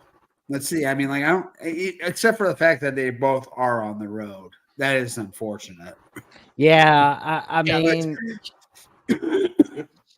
yeah, because like Alabama's going to be in their first year with Kalen DeBoer, and I know Oklahoma's with Brent Venables for the 3rd year, but South Carolina, Oklahoma, who'd have thought we'd be talking about that as a conference game? Welcome to college football today. Yup. Again, not the worst schedule. This is a brutal spot right here. Oklahoma, Alabama, Ole Miss. Like, that's a pretty brutal schedule. But, And A&M, that's not. yeah, but they get a bye before them at least. But still, like, these 3 are back to back to back. It's like, it's and at, and then at. So 2 back-to-back road games, Alabama and Oklahoma. That's pretty brutal. So I don't think they're win. They're maybe like a 6-7 win team. I'm thinking like 4-8. Yeah, you never know what can happen. God. 2, 3, 4. Yeah, 4. You never know. I honestly, I see two guarantees. I see Akron and Wofford. I'm not even counting Old Dominion as a sure win. That's fair. I think Old Dominion is kind of a. What's the other non-con here? Akron, Wofford, Old Dominion, and Clemson, which they're not playing either. So, yeah. Oh, the Fighting Shane Beamers. Maybe. We'll see. Probably not. Not going to go good. If they go bowling, I'd still say it's successful. Well, I'd like to Golden Playbook. they're not going 3-10 because they're not going to play 13 games. They don't. I don't think they play Hawaii. So No. No. Tennessee. Oh God, that Tennessee. No. this Oh one, God. this one's going to be interesting because I mean, Jesus. after what I saw Nico do to that Iowa defense in the bowl Yeah. game, ooh, man, he's living up to the hype. Oh God. Okay, I like the NC State game, but get rid of the Kent State UTEP game. I mean, like, oh my God. Yeah, Wait. Vandy at the end. Okay. I can understand why you're upset when they play FCS programs, but I mean, you can't play. UTEP was game. terrible. UTEP was terrible last year, but also it's the last 2 weeks of the year they get UTEP and then Vandy. And close your ears, Mark. Kent State might have been the worst team in the country last year. I mean, it's like really I can deal with Kent State a little more than UTEP. Like I don't want to see UTEP the week before rivalry week. I mean, that rivalry week's Vanderbilt. Come on. If you call that a rivalry, I mean, from what I've seen on the schedule, I'm seeing 9-3 is the floor. To be honest. Okay, so they have Georgia, but they don't have Ole Miss. They don't have Ole Miss. They don't have Texas. They're going to lose. They're going to lose in Athens. That's a given. You know, they get to play They get to play Alabama at home. That's a very winnable game. Then they got to go yeah, the Chattanooga game. I mean, that they should have the decency to put it on week 0. Like, good grief.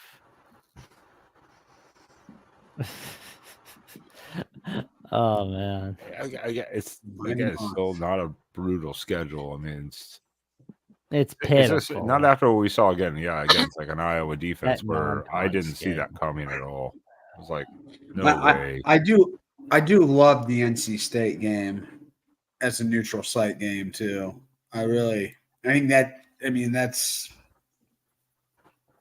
Those are the kind of games we should. I hope NC State just beats the Vols, man. I hope they beat them. I'd like that, but I don't think they will. God. It's like the new Music City Bowl. Yeah, because I mean, I think about it, neutral site. I mean, really, North Carolina's not exactly that far from Tennessee, obviously. So true. It's like a few hours. It's like a few hours. It's like a 3 to 4 hour road trip for those guys. At least replace UTEP with like a Virginia Tech or something. Charlotte's a couple hours away from Raleigh too. It's not. I mean, it's not much of a difference in travel, really. Yeah, it's pretty close. Oh God. And we got a friend in the chat saying Tennessee can lose. Well, if they can lose UTEP, then they're pitiful. They're just pitiful. I mean, you're pitiful, Tennessee. Pitiful. Yeah, after UTEP last year, I mean, they fired their coach. They were so bad. They lost to Georgia State a few years ago. Remember that? Well, yeah, that was with Pruitt. Now he's out as a gym teacher in high school, I think. Talking about the good old days. Like Kenny Powers on Eastbound and Down. Just being like, all right, I got time for one more. Tenor kid. My dad said you ruined college football. You know what? I can already tell I don't like you. I can tell you I'm not even going to like you no matter how many pull-ups or push-ups you do.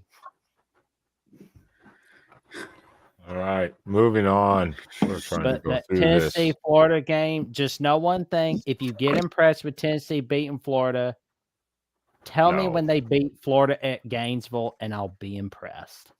Yeah, that's fair. The Aggies under new leadership. Oh boy, they start off with Notre Dame. Catholics versus the Cash Apps. Just like when they played Miami, I called them the Convicts versus the Cash Apps. Oh, the Riley Leonard Mike Elko game, that's a game I'm gonna love.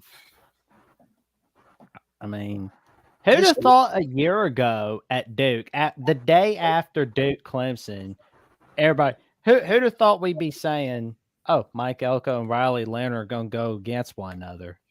None of us did. This I could see 7-5, maybe even 6-6 here. I mean, Well, no Georgia, no Ole Miss. yeah, I don't think they beat Notre Dame. I don't think they beat Missouri. I don't think they beat LSU. They're not going to beat Texas. I think yeah, we I think know that. I That's think them true. going to Jordan Hare might be an issue. I mean, look at Mexico State last year. I mean, they could kind of rise up and knock off another SEC team for all we know. Yeah, but they don't have Jerry Kill as their head coach anymore. Yeah, oh yeah, that's true. They did. But So- isn't like the greatest recruiting class of all time? Aren't they all supposed to be like juniors this Oh, season? they're out smoking. Oh, they're smoking dope before they play South Carolina. So I mean, they got to get high on their supply first. I don't know why, but I was like 100% certain when I saw that class they pulled in, like they're never going to amount to anything. It's like this is going. I was so confident in it.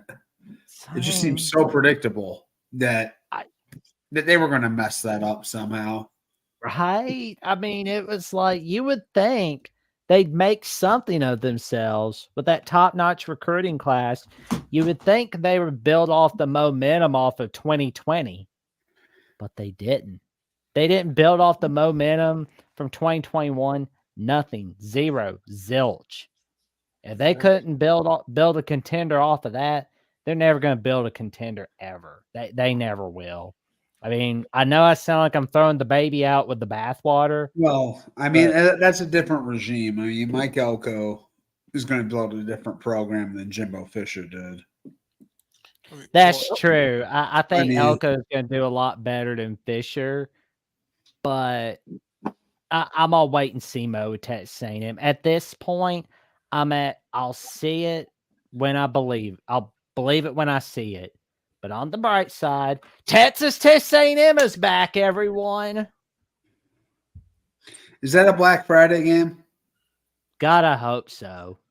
I think it's No, it looks like it's on a Saturday.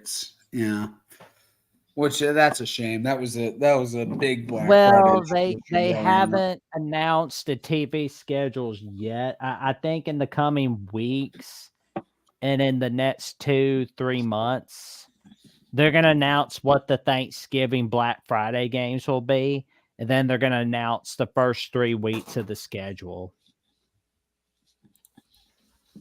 Wait, when are they doing that? They usually announce the TV schedules of the first 3 weeks of college football in late May. They usually do that. Okay, so just because it's listed as a November 30th game. Yeah. That doesn't mean that's exactly. Yeah, because I mean, it might be a Black Friday game. It might be a Thanksgiving game. But we know it's going to be on rivalry week either way. So thank God it's back on rivalry week.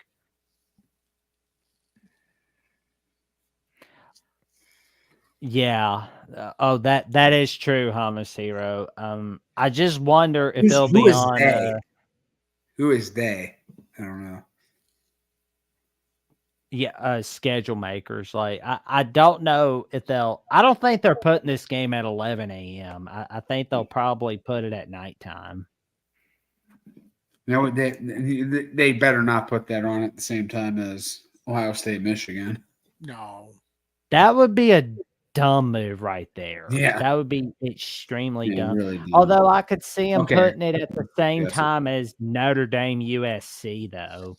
Oh, yeah, I can do that. But, Which, if that's the case, then time to bring out the iPad for Notre Dame USC and bring out the TV for Texas A&M. Well, any game that's on the same time as Michigan Ohio State is going to get cobwebs. That's the most watched game in the country every year. Even when Michigan sucks. We don't have to worry about that for a while now, do we? Well, I don't know. I don't know. But I would say I was going to say when either one of them sucks, but it really has never Ohio State really hasn't Ooh, sucked that. we got a number. question Oh, from Mark's got a Mark. question. 5-6 teams will most likely increase their wins losses by at least 3 games. Who will they be? Oh, that's a good question. Are Just in we, the SEC, are we that's a lot. restricting ourselves to SEC teams? Good question. And I think he put up the Yeah. SEC. Okay, so Let me look at the Just the SEC. Okay. okay. Let me look at the okay, so SEC results from last year. Okay. so Mississippi. He said Mississippi State was 5-7 last year. I don't think that's more of a 3-game stretch. No. Zoo was 10-2. That I don't think that's a 3-game stretch. I would have pegged them for one until I saw their schedule. They have like probably the weakest schedule in the SEC. So that was that was a team that I was thinking about because they're prone to do something like that. I don't think Mississippi State's going to go 2-10, and they're clearly not going to go 8-4. So no, wait. Missouri, Okay, Mississippi Missouri State. Okay. went 10-2. They're not. Missouri's not going to go 7-5. South Carolina was 5-7. I don't think so, but I mean, if they went 2-10, it wouldn't shock me. I think South Carolina is. I think the number one team most likely. Sorry, Jackson. It's sorry. It is Alabama. That is a team in massive transition. I could see them going 8-4 next year. It's possible. I really do. 8-4, 7-5. It is. They're realistic. Right now, I'm thinking Georgia, Texas will be like the top teams of the SEC. Yeah. Because I mean, Texas has a lot of guys returning, I'm sure. I'll say this too. I look at Florida's schedule. They might win 2 games. We'll go back to Florida's. We're as a recap. Kentucky. You were out, Ben. Mark asked us a question. Try to find 5 to 6 teams who will have a 3-game difference. I think they'll beat Miami for now. Kentucky went 7-5 last year. Yeah, Kentucky. They're not going like 3-9, and they're not going 11-1. Well, no, obviously they're not going to 11-1. 4-8. I mean, you have to check the schedule. That's a possibility. Yeah. Well, okay. I mean, the Florida schedule, I mean, I know it's tough, but I think Central Florida is going to be more of a toss-up than, say, Florida-Miami. Because, again, we've talked about Central Florida. I've often said from time to time that they are that Jekyll and Hyde team in all of college football. Especially if there's people. Auburn brought in a ton of guys in the portal, right? So, God, I don't know though. Can they win 9 games? I guess that's not crazy. Well, let's look at. Can we take a look at the Auburn schedule for just a little bit? No, we already did that. We're finishing the show off. Texas next. We're trying to find some. We're rolling right along. You guys went off a side tangent. This is what happens when I'm not here. I walk away for like 3 minutes, and you guys go off on some random comment. No. This is Mark's fault. Here, this one. It's your fault. You went off on. You read the chat. It's not like it was highlighted. You're reading the chat. It's your fault. To do that, Texas would have to go 8-4. Auburn looks like that team that could jump because the schedule looks pretty easy. I mean, I'm going to boot Jackson if he stops talking. If he doesn't stop talking about Auburn. No. What was it? It will be South Carolina next year. They are going 9-3, and shut up. All right, I have the power. I swear to God. Texas. Let's talk Texas. I have the power. Yeah, it won't be them because they have to go 8-4, and there's only 3 games they have a remote chance of losing. They could lose in Ann Arbor, which I'm hoping they do. They could lose Red River, and then they play Georgia at home. I don't care, Hummus Hero. I don't care. Those are the only 3 games they have a chance of losing. I don't think they're going to lose to A&M. I don't care because when Mark doesn't text me back for like almost 5 hours after I text him, I don't care. Calling you out, Mark. Calling you out. I'm glad that the Texas Arkansas game is back for good. There's some pretty good historical moments from that rivalry. The old Cotton Bowl times. Yeah, And it's not neutral site 19 either. It's like it's home of home. It's not like just some random neutral site either. It's actually at Arkansas. Yeah. Where they have I know they play A&M in Jerry World, but have they ever played? Has Texas and Arkansas ever done a neutral site? No, but I wouldn't have been surprised if they tried to make used it. play in Little Rock. They used to play in Little Rock all the time, didn't they? I thought They did. Oh, I didn't know Yeah. that. I thought they had a It's in Fayetteville. Mark would probably know this. Mark, am I off here? I thought that used to be a regular neutral site game back in the Southwest Conference. They always play in Little Rock at least once or twice a year. I remember that from when I was a kid. Once or twice a year. When they played twice. I'm surprised. I'm Yeah. surprised Mike is talking that over Texas at Michigan. I mean, I think that's one of the 3 games they could lose. I mean, they're favored to win in Ann Arbor. I can't remember the line. I think it's like around like 5 or so. I mean, But Texas, Michigan, that looks like that's going to be on big noon kickoff. of course it is. Michigan always plays a big noon kickoff. Well, at least it's Texas this time, not Yeah, last year's slate. it's not Nebraska. But yeah, the revenge matchup in the Red River rivalry, that's going to be big.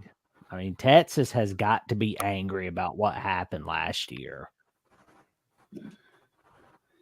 Yeah, they were better than Oklahoma. They just let that one slip. This is not a bad schedule. I mean, Michigan obviously we're not sure what Michigan is going to do at Michigan though. Versus Georgia, at A&M, and Oklahoma. Other than that, there's nothing like frightening on this schedule.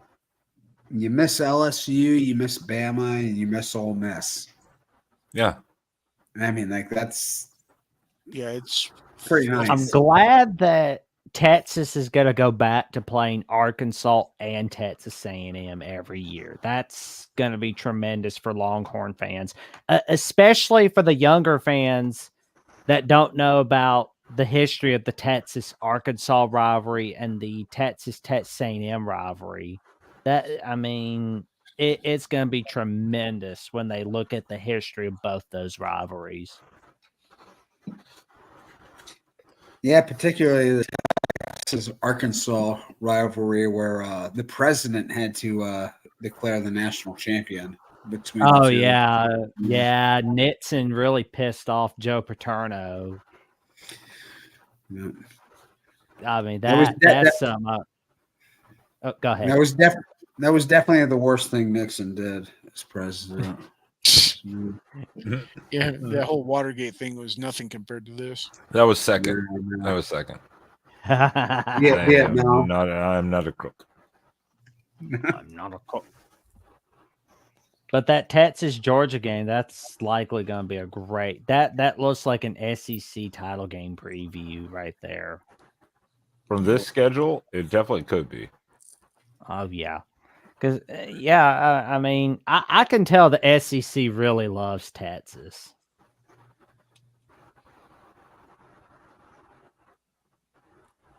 Yeah, I mean, minus Michigan, their non-con is meh. Obviously. Well, if you schedule Michigan, you get a break from other non-con games. Oh, that's fair. Well, and they are all at the first 4 weeks too. Oh yeah, I mean, usually I'd be having. UTSA's been decent, but that's not legit. No. Usually I'd be having a hissy fit about Texas non-con schedule, But in their case, with Arkansas, Texas A&M being back on the schedule every year, I'll make an exception for now. But in the meantime, next year, make sure you got tougher.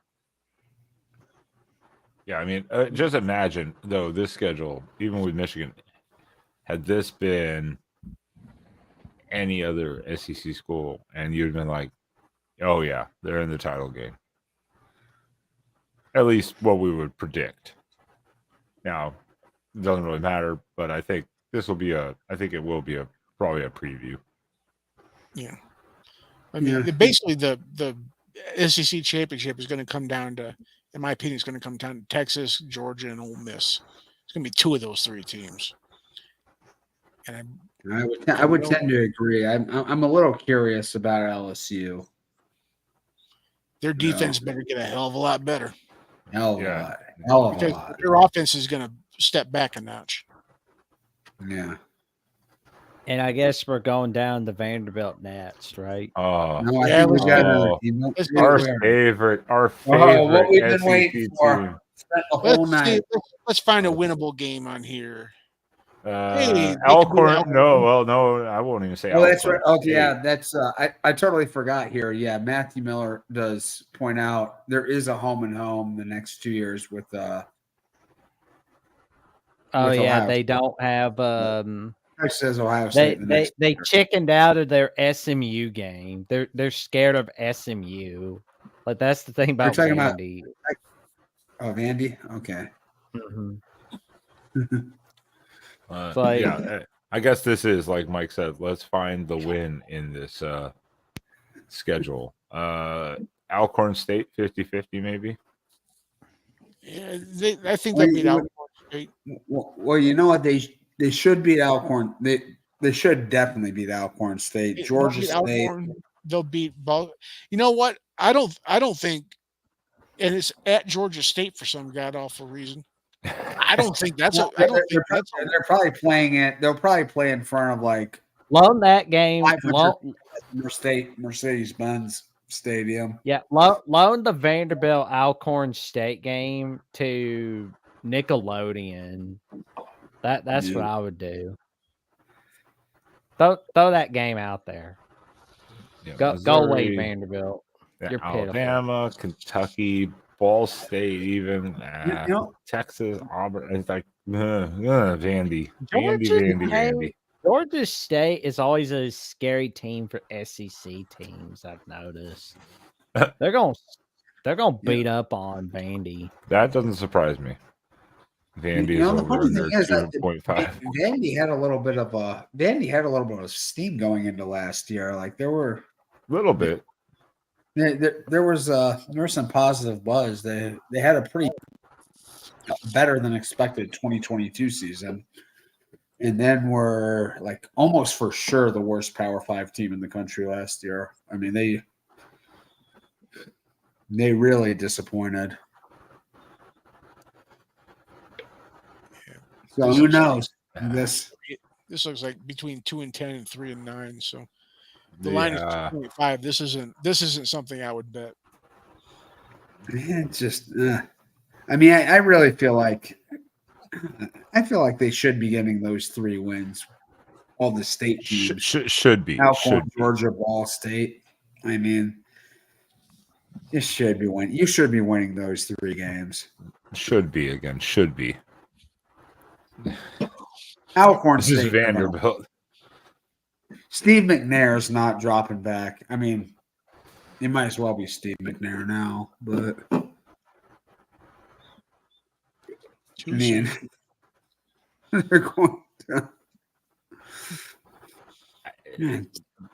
This is not technically a brutal schedule in the sense of it. It's just brutal because it's Vanderbilt. Yeah, I was gonna say the schedule itself isn't that bad, but it's Vanderbilt.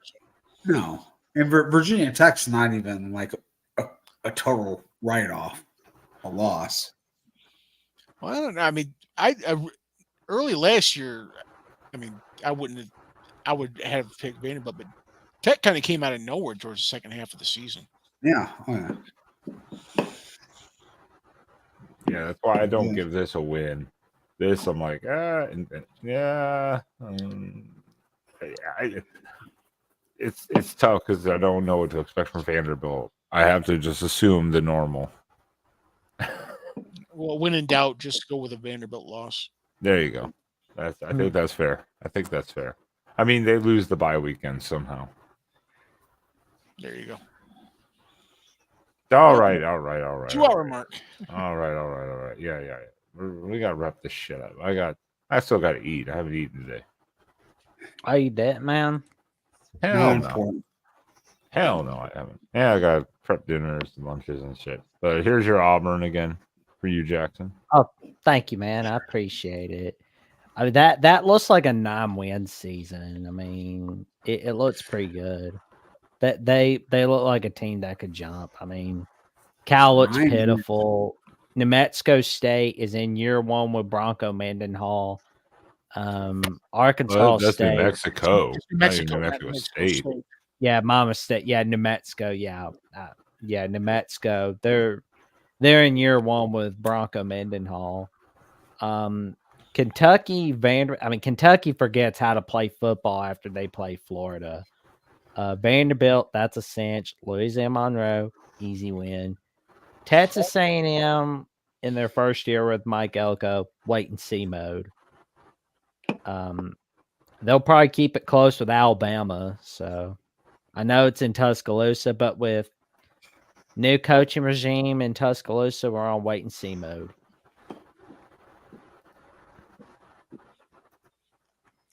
Yeah, I think that's fair. I mean, I think that's fair. That's it. We don't know what Auburn will do. Auburn could take a huge step forward or just be the same. It's kind of hard to predict exactly. They need a passing game, that's for sure. What's gonna happen with like Arkansas? Like, I mean, with Sam Pittman, if he has another bad year. Yeah, we tried to speculate, and it depends on how committed Arkansas is to him, I guess. Who knows? But Arkansas- I do want to take one quick look finally here, one recap. Did I skip over all of a sudden? Oh yeah, I did. Yeah, the massacre that will happen next year. Yeah, and that could be a team. Florida could go from 5-7 to 2-10. Very, very possible. Because that schedule is just evil. I definitely think by this time, Billy Napier is out of a job. I mean, there is one for sure win on this schedule. Oh, Sanford's a win. Sanford. Yeah, that's it. I mean, Actually, is there another game looking at that schedule that you even favor them in? Mississippi State. Okay. Yeah, maybe. I'd favor them at home against UCF. Texas A&M, we'll have to make more of them when we get closer and closer to the preseason. Yeah. Miami, because it's at Gainesville, I can see Florida beating them. And then everybody will throw the cart in before the horse. I think honestly it could be like similar to where Neil Brown was in 2023, where West Virginia had a surprisingly big year by going 8-4, ending it with a bowl win. If Florida does have something like that, which I mean, we definitely could see it. And, this time Kentucky is not going to have an easy start to their schedule. They got a harder start. So maybe we could see Florida in the schneid against Kentucky.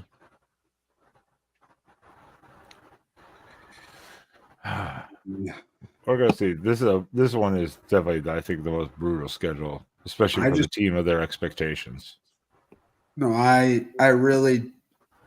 We're going to see DJ Lagway, I think, pretty early in this season take over, and we'll see if he's the guy that can resurrect this dead program. Well, you know what that means, right? Oh yeah, I like the sound of that. So, final thoughts. I think we're all pretty much in agreement. We're looking probably a Georgia Texas SEC title game probably next year. Yeah. Consideration. Heavy consideration, at least. Be really nice if Ole Miss and Texas played. I think that might screw a lot of things up. The fact that they don't play next year. I wouldn't mind if Georgia took a step back. Yeah. Well, guess what that means, gentlemen? No guesses. All right. Sweet. I like it. That means we're off next week for other matters. But we will be coming back the following Sunday, which will be, I should have looked this up beforehand. I'm That will stupid. be The 10th. March the 10th. 10th, I believe. It's March 10th. We will be back here on the Sunday night show to talk the Big Ten schedule and all of its realignment with its 4 new teams. I will probably almost certainly not be available then. So Let's go. Thank God. Thank God. Yeah. One less voice to have to listen to. No. But yeah, next week we'll be off just for personal matters on my end and stuff. But also it's the off season, so we gotta do what we do. But we will be looking at the Big Ten schedules. There we go. And tomorrow's edition of the Ocho is going to be very exciting as it's Maryland week. As the host of Locked On Terps and the video content creator of Inside Maryland Sports from 247 Sports, Trey Moore, joins John D'Animo to discuss what's going on with the University of Maryland. It's going to be very exciting. Also, check out the merchandise store for something really nice when it gets to the first day of spring. Spring is almost here. And Tuesday night, the Oregon live show, we're going to have Oregon recruiting guy Max Torres live on the show on Tuesday night. So it hasn't been created yet, but it will be posted soon. So check me and our guys Spaz and Derek out with Max Torres on Tuesday night. And as for tonight, gentlemen, one by one, please tell people where they can stalk you online if they so choose to. Mike? You can't find me anywhere, and that's intentional. Probably for good reason. Yeah, that's right. Well, you know where you're going to find me about 5 minutes? Bed. I'm exhausted. I wish. I've got shit to do. It's like I still got shit to do. So you can't find me anywhere, but I'll find you guys later. So I'm out. Go Blue. Sean, where can people find you online if they choose to stalk you and your kitty? can find me Not right the here. kitty. Not the kitty. Oh,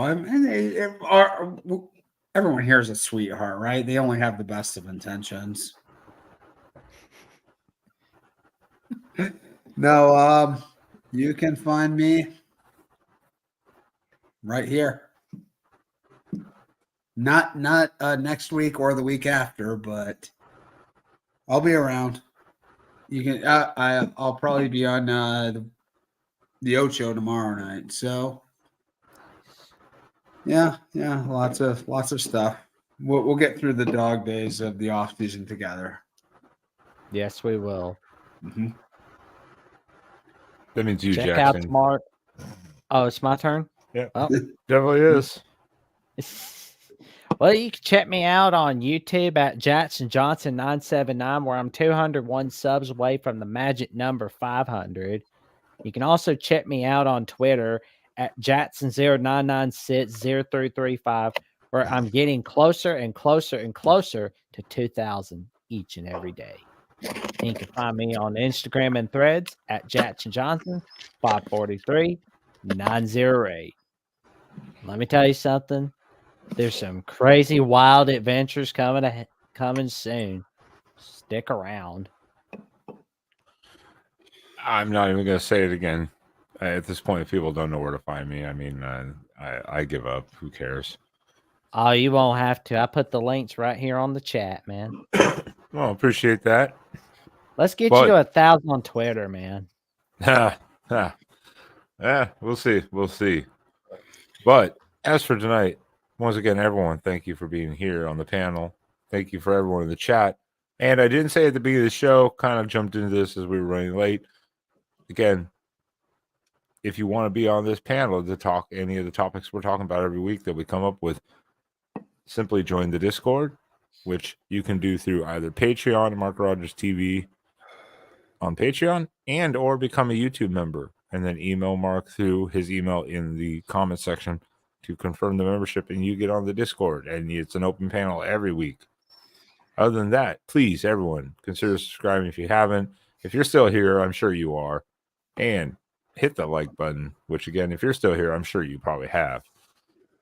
And again, follow up. Next week we're off, but we'll be back the following week with the Big Ten schedule preview. And I think that's about it, gentlemen. I got a feeling you're probably needing some Z's for some sleep next Sunday. That, yes, and I still have a bunch of shit to do tonight. And at least another like couple hours with stuff. So I'm like, So on that note, once again, thank you everyone for being here. Now, Pop-Tart, play me out. I'm a 32nd degree Freemason. You know what that means, ref? Oh, Boom, boom, boom. that never gets old. The poor ref.